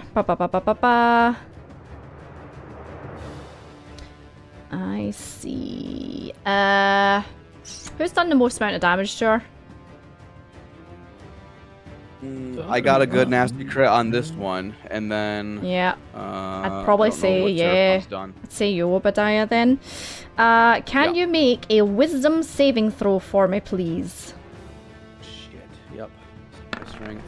Oh, A Oh 20. yeah. oh. Fucking hell. You feel something rake its claws across your brain as this kind of like piercing, horrible feeling kind of like tries to push itself into your mind. You hear this like animalistic voice rattle round in there for a second, but you manage to steady yourself, focus, and shake it off. Cool. That was good. So you see she's like super annoyed that hasn't worked, so she's just gonna then take a swipe at you, Seraphon, since you're standing in front of her. You're gonna get it. Oh god, That's cocked. paddling. Come on. Adamant. Oh, that'll be 16 plus 5, so I think that'll hit you. Yes, it does. Okay, so she is gonna do slashing and then a wee necrotic damage as well. Let's see. +5 is. Yeah, aye, these things are nasty. So that's 3, 4, 5, 6, 7, 8, 9 plus. Okay, so 9 points of slashing damage and 2 points of necrotic damage as she just rakes her claws down the front of you. And you have to do a moonbeam tration. Oh check. yeah, so a con saving throw for me, please. Thank you. Yuppers. Yippers. 21. Oh, you're fine, yeah. So despite the pain, you managed to kind of steady yourself and hold on to Moonbeam. Right, so that is the witch. Obi, we're on to you. Okay. I'll approach the witch. The witch. The witch who I've still hexed. Mm-hmm, because the other one's dead. Say, where are you going? I have a deal to uphold. And I'm going to do another superiority die. Ooh, Plus 2, nice. For an advantage of fainting, another fainting attack. So, Shadalin. Please work. Okay, that's nice. Ooh, Nice. 14. Hold on. Oh, that just hits, yeah. Yep. So, 11 plus 3. So 11 magical slashing, 3. I also forgot to add my Battle Master die that I Okay. get to add too. So the 3 nice. is half, so that'll And- be 1. Oh my god. And a hex on top of that. So that'll be 16, 17, 18, 19, 20. Oh, Yeah. she's starting to look super rough. Nice.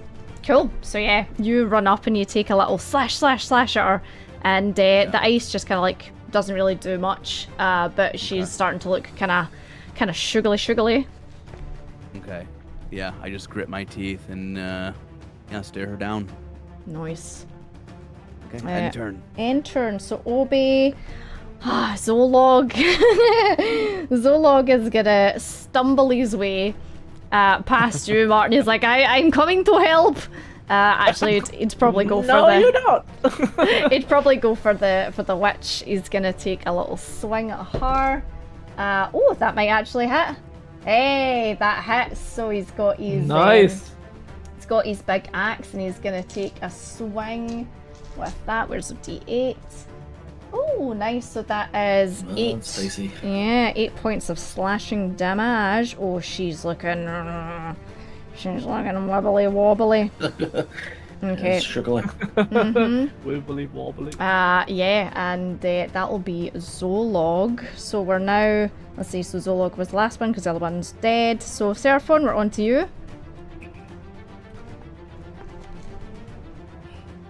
Ready to Fornex. This holy baker's peel. Just go. Just. Please. I can always swap you out for another one. Yeah, piece of garbage. And just saying, this is going straight. Oh, This is dear. going straight back to the store. The spiritual weapons store. Yeah. Yeah. I like that. Oh. Hey, GM. Alright, I move Moonbeam onto her, the witch. Okay, okay. Nice. Oh, I'll move it. Sorry, I forget I've got the control of it. Cool. There we go. Nice. And I think we're on to Lair. Are you wanting to do anything else? The witch will need to do a con saving throw. Oh yeah, sorry. Constitution saving throw. Oh god, it's caught. It keeps on rolling top of my other dice. Oh, that's an 18. Yeah, good. So we'll take 4 radiant. So you hit her with this, and you see the skin crisp and bubble and boil and pus. She looks as if she was on her last legs. Come on. Martin, baby. Martin, baby. It's all you, baby. We're on to the lair. Okay, Lair. the lair. The lair. Let's see, lair action. Oh, another number. It's different.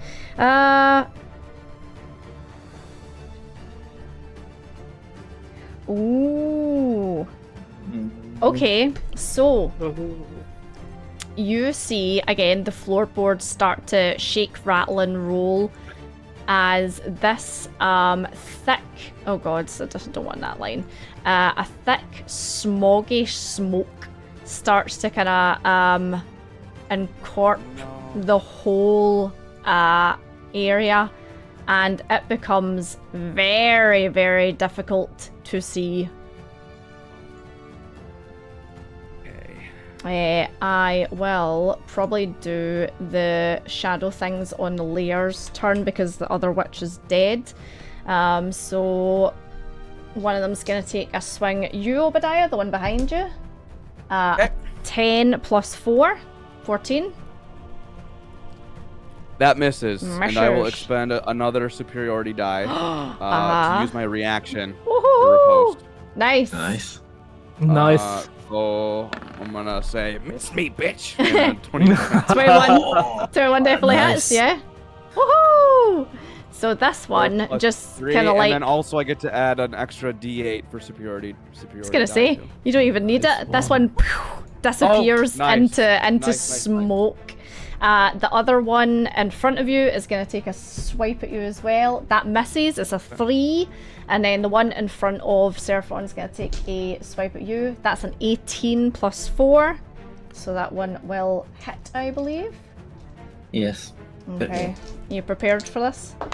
Oh, let's see where are No, we? I'm not, but That is 12 points necrotic damage.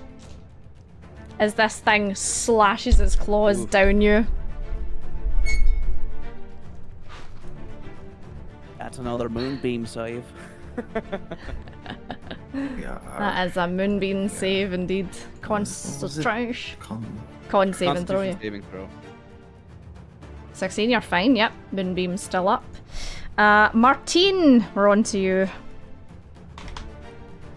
Oh no, I don't know if I want to move into the mist.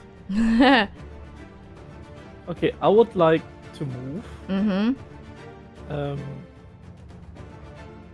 I would like to move to here. Okay. Wait a second. Yeah, I would like to move up. Come on. Up here. We'll go into the mist. And then up here. So because I have blind fight, Yep.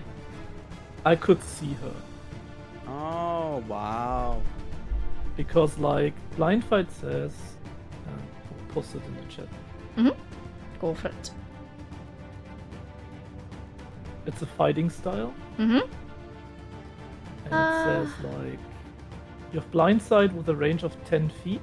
Within that range, you can effectively see anything that isn't behind total cover, even if you're blinded or in darkness. Ooh. Okay, so So yeah, I can you... also- Yeah, you move into this smog, and everyone else is really difficult to see, but when you get closer, you can just see the outline of this witch in front of you.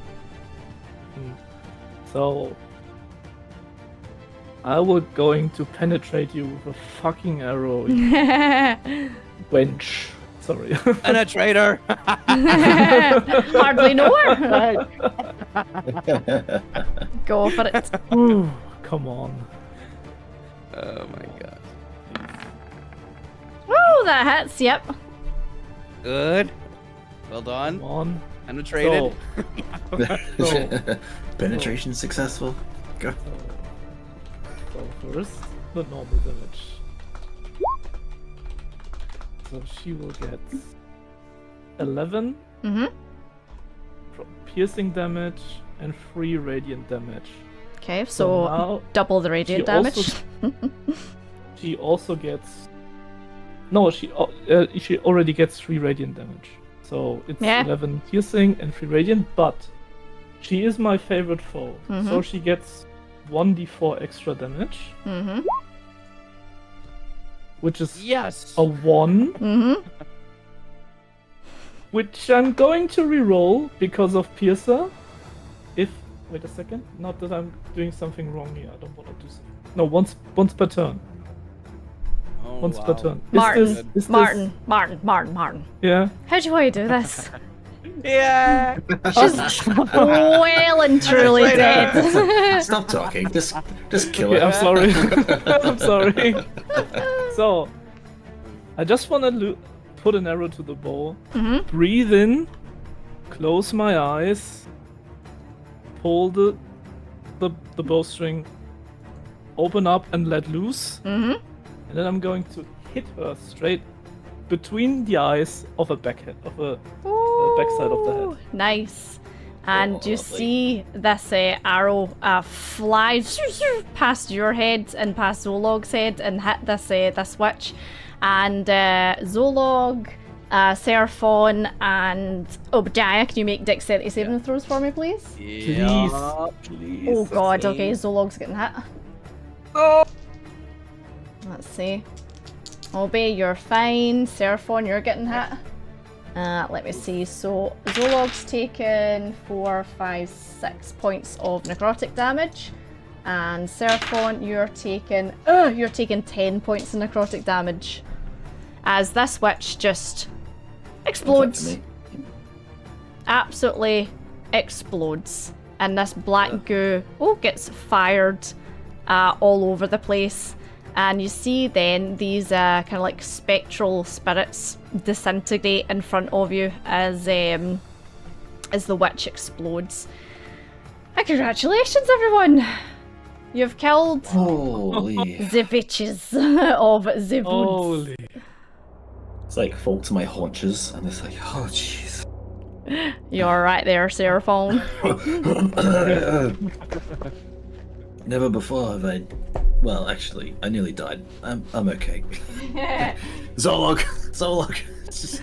Zolog's like hanging on. He's like, oh god, I don't feel too good. Okay.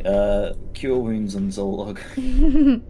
I'm gonna fall to my bum and just like sitting there and just staring at Yeah. the rooftop, like, and breathing. So Okay, so 8 hit points to Zolog, and I'm gonna cast it again on myself at level 2. Nice. Wait a minute. It's my last level 2 slot. So yeah, you all feel a lot better as you you feel the warmth of the oven bask over you. Oh, holy. Daneth. Where's Daneth?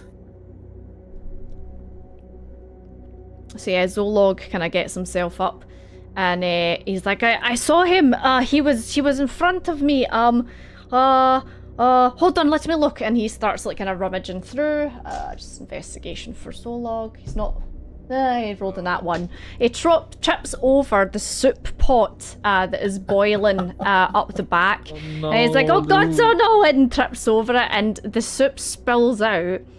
And inside the soup is a couple of fingers, maybe Oh. like some bits of meat of some sort.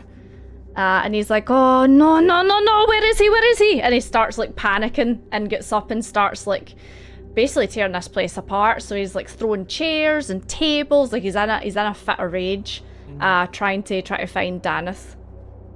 I want to try to search Yeah, let's look. too, Let's look. but I want to try this room. Because like he's searching in the big one, maybe I can find him in this one too. Yeah, give me Maybe there's a loose investigation. board or something.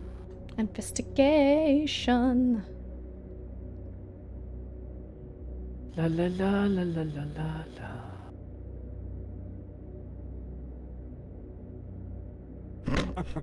That one, and it's 10. Are we still in the woods or are we outside the woods? I mean, technically, you are in the woods in a shack in the woods, so yeah, Okay, you are. So it's 12. 12, So it's okay. 12 then instead of 10. So which you're is not you're making looking any difference. round, and there's this kind of like large, really blood-soaked cloth on the floor that's kind of like catching all the drippings from the limbs that are hanging above. And as you step on it, the floorboard kind of goes and kind of creaks down. So you pull it back, and there's a hatch underneath it. And you pull the hatch open, and curled up in a ball in a kind of like fetal position is a very battered, bruised, and bloodied Daneth. Found. You found Daneth? Daneth? Yeah. Zolog. In the room. And I'm going to take a step back. Yeah. Then to let anyone else Yeah? heal him or help him because I can't. So Zolog Yeah, I gave my healing mushroom to the. to go. So Zolog runs in and he's like, "Oh my God, it's Dennis!" And he jumps down in this hole and kind of like picks him up and he's like, "Someone help me! Someone help me!" And Yep. and kind of like pushes him up as you kind of like take Daneth under the arms, like under the armpits, and like pull him up. As you pull Daneth up into the light, he is missing an arm and a leg. Oh no! He is badly bandaged, and there's blood kind of pooling at the bottom of the bandage, and it's seeped into like his shirt and down his trouser leg. They've made a mess of him. And Zolog's just like, "Oh my God, so we're too late, we're too late." And he's like sobbing uncontrollably. I don't think so. Let me look him over. I'm gonna do medicine with some guidance. Okay, go for it. Yeah. So 4, so that's 15 medicine. Okay, 2 seconds. He needs medical attention now, or he's not gonna last. All right.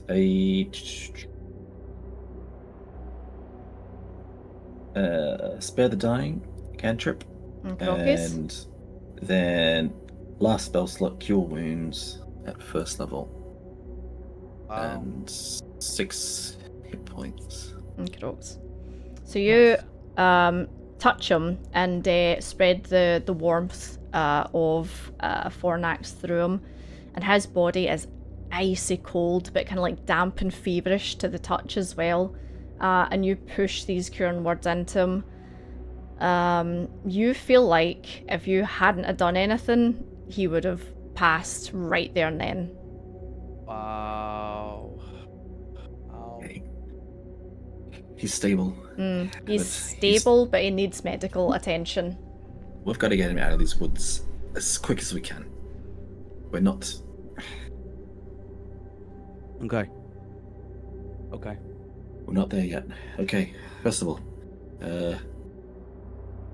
Martin, Obadiah, can you turn this place over? Look for anything that might be helpful for healing.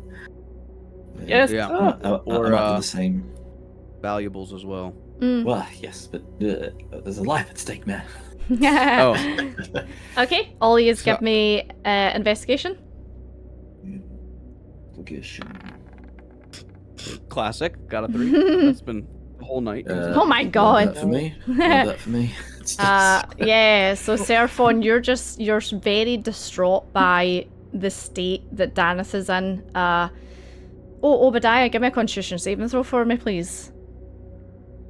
Oh, because of the sword? Mm-hmm. Okay, would 15. you give me another one, please? Oh no. Come on. 13. Okay, dokies.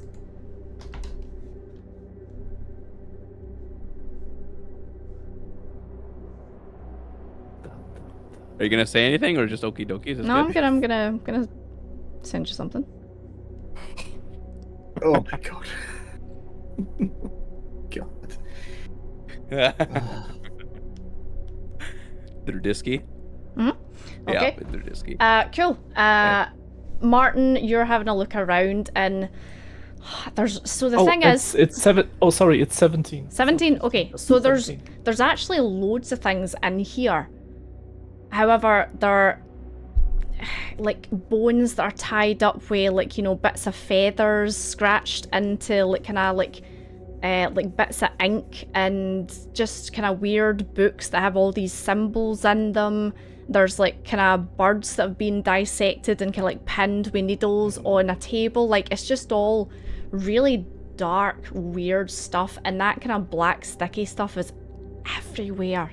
You get a feeling that this place is very unholy. I cannot find anything. We should get out of this house. I agree. It's not safe here. Yes, we should. First of all, okay. Is there a table in here? There's a table we can put Danath on to carry him. Stable. You'd have to clear it, but yeah, there is. Alright, so I walked to a table, I just like flip it. Yeah, just flip it over. And everything just clatters to the ground and makes like a horrible kind of noise. And you're able to flip everything off it. Okay. Zolok, get Danath on the table.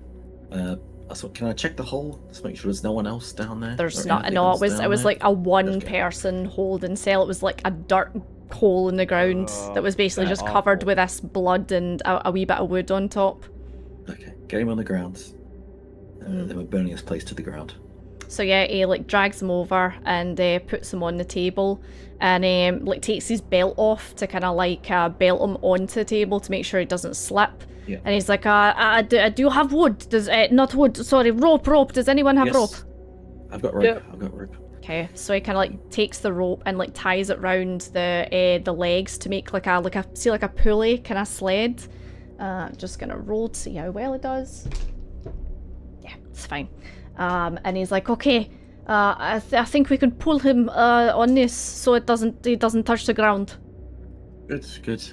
Okay. Okay, I want to burn this place down to the ground. You guys, I'll go to this corner Mm-hmm. and just use my breath weapon to start flaming this corner. Yeah, Walk absolutely. away. Obadiah. I will walk around the room and angrily turn over the furniture and use my sword to I am just whacking with a lot of aggression at the walls and the floorboards. Sons of bitches! And I'll toss over if there's any candles lit. Yeah, Toss there's it a over couple too. around the place.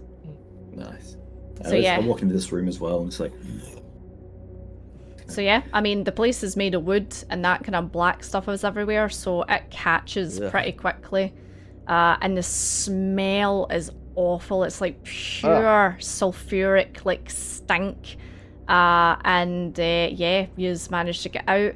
And Zolog essentially says, all right, I don't care what you guys are going to do, but I am not stopping until I get him back to town, whether I have to walk through the woods at night or not.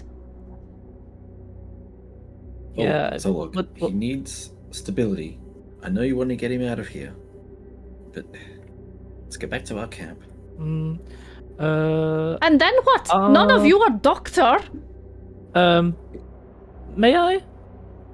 I give him my one and only health potion I have. Mm-hmm. Get up. So So how much health does that give him back? I will try. So what was the 1d8 health plus potion gives? level. 1d8 plus 2d4 2, plus 2. Yeah, Mhm. so 2d4.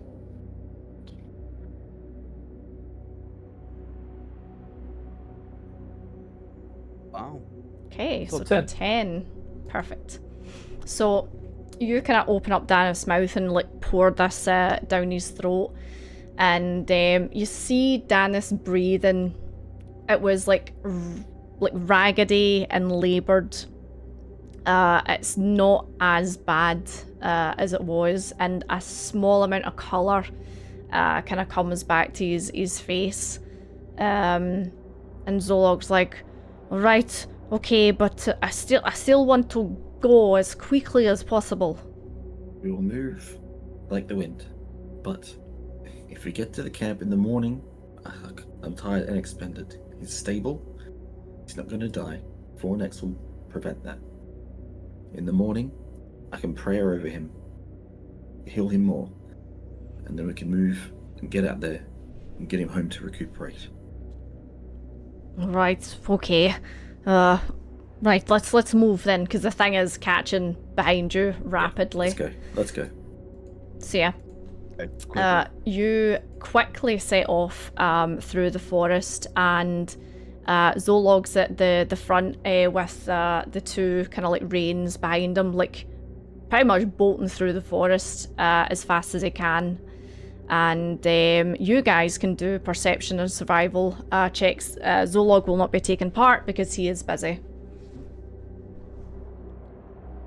Obadiah, if you're doing anything, please do it at disadvantage. Ooh. Okay.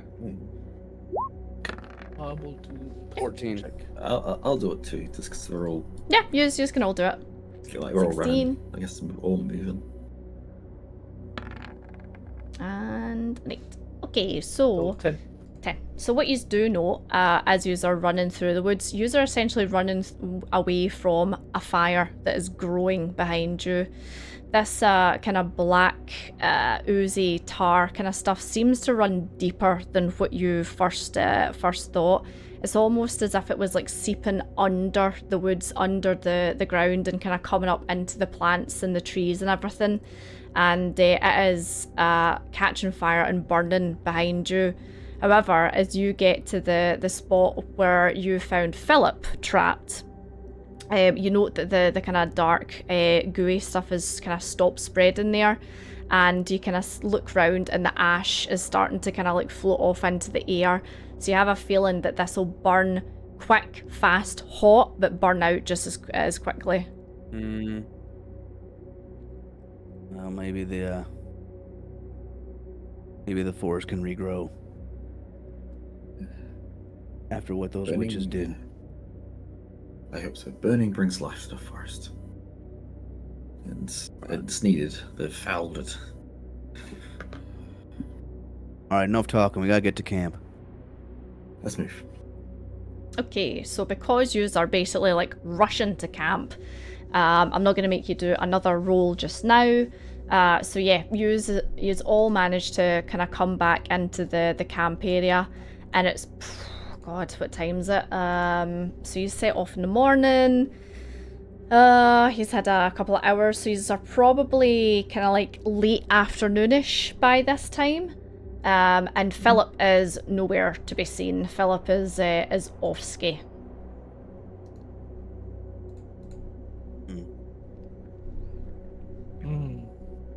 So Zolog brings Danith over, sets up one of the tents quickly, picks Danith up, and for the first time, Danith kind of makes a noise. He kind of goes, oh, and kind of like lets out a kind of like a pained moan. And Zolog's like, it's alright, I'm going to put you to bed, and kind of like lifts him into the tent and puts him down and kind of like wraps him up. And he's like, if we could maybe try and feed him just a little bit. I don't want to feed him a lot in case it's too much, but he needs some energy. I've got. Okay.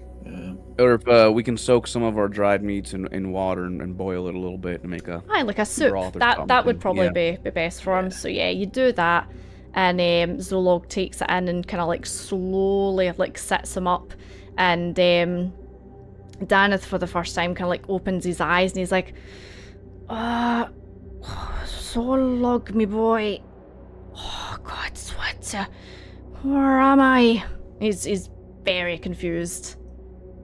Take your time. You are badly hurt. Don't rush it. Yes, just eat little. Eat a little. Let's save your energy. So Zolog Good kind of like just spoon feeds him essentially this bowl, and as soon as he's done, he passes straight back out again and lays down. So Zolog kind of says, do you want to do the same again? Do you want to do like a shift kind of thing? He says, I'll stay in the tent with Danith, and if someone could stay in the tent with Danith when I'm not in there, he would appreciate that. Sure. Just keep an eye on him.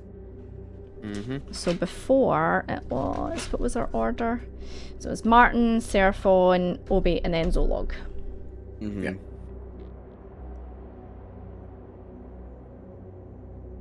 He's okay with that? He's wanting to change anything or? No? It's good.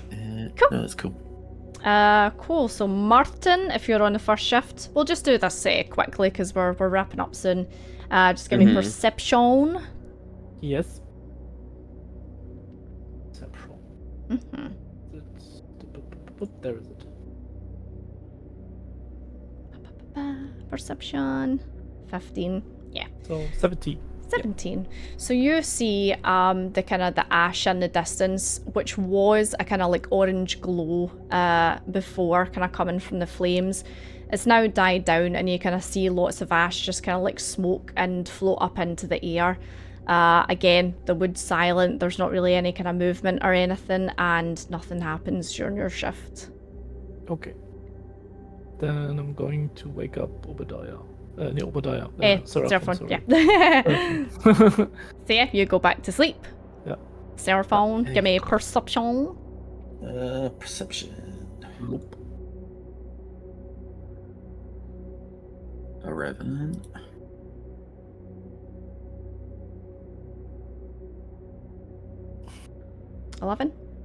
So Yes, yeah, much the same as Martin.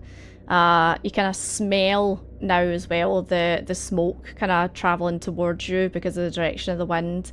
But again, it's very quiet. Nothing really happens, and your night goes on with no disturbances. Good. Okay. Let's tap out with Obadiah. Perfect. What is it? What? Is it my turn? Your turn. Nothing to report. All right. Go get some sleep. Aye, thanks.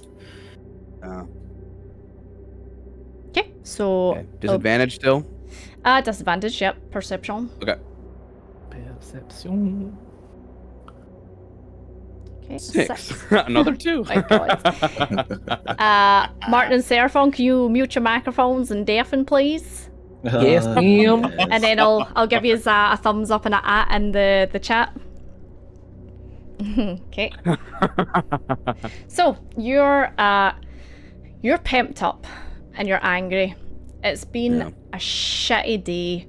Nothing's went your way. The witches have done an absolute number on you guys and Zolog. Along with, just like all the crap that's been happening over the last couple of weeks, So you're kind of pacing and you're like throwing stones into the woods and you're kicking things, and you hear a clop, clop, clop, clop, clop, clop, clop, clop, as Philip jumps up on top of a rock and kind of like stomps his hoofs a couple of times and says, "Did you like your gifts then?" I look down at my my hand and say, "It did the job. Yeah, I upheld my side of the bargain there. The witches are worm food."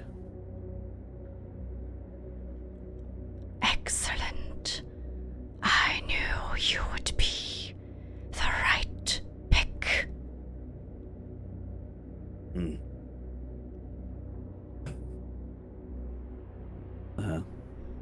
Where does that leave us now? What? Your granddaughter will be returned to you, and I will call upon you again, Obadiah Sinclair. A chill runs down my spine. Okay. Okay. Okay, I take out a cigarette and start smoking. So give me a Constitution saving throw with advantage then, if you're using something to cool yourself off. 19. You're fine. You managed to cool your temper. So Philip kind of like clop, clop, clop, clop, and disappears down into the woods. And you take out the book that is now in your possession, and you have a flick through it. So for those of you that don't know, Obadiah making a deal with Philip has given him 1 level in Warlock. He has made a pact with a fiend. So yeah, the rest of your shift goes by uneventful. You wake up Zolog. Zolog asks you to stay with Daneth. Daneth is now lightly breathing, and he's... should we bring back the guys? Yeah, I'm giving them the thumbs up. Okay. He's lightly breathing, and he seems stable enough. Hello. Senor, welcome back as well, if you're here with us. He's not back yet. Senor. Zoned out with the dogger again. Hello. Good morning. So, Zolog takes his shift and he kind of like comes and wakes you up in the morning.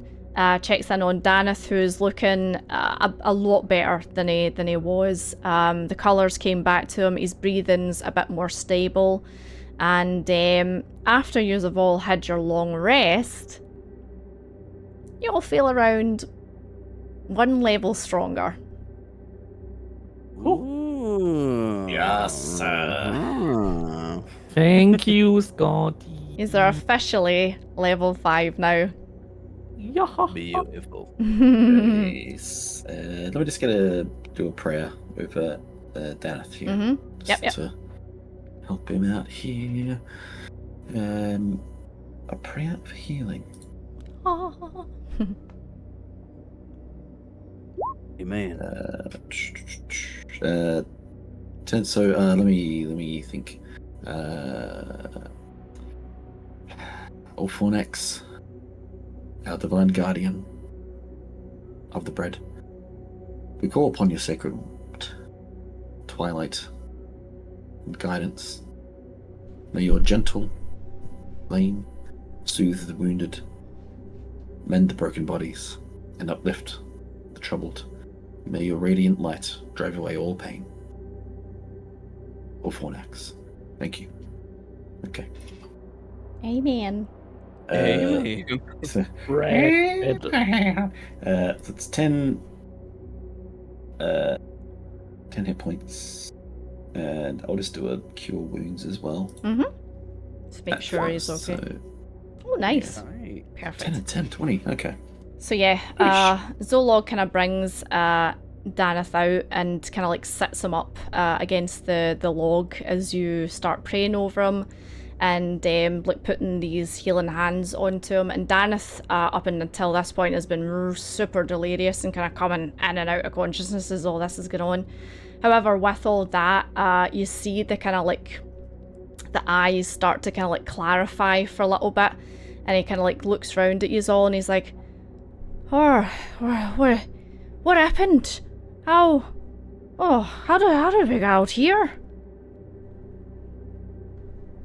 It's a Long story.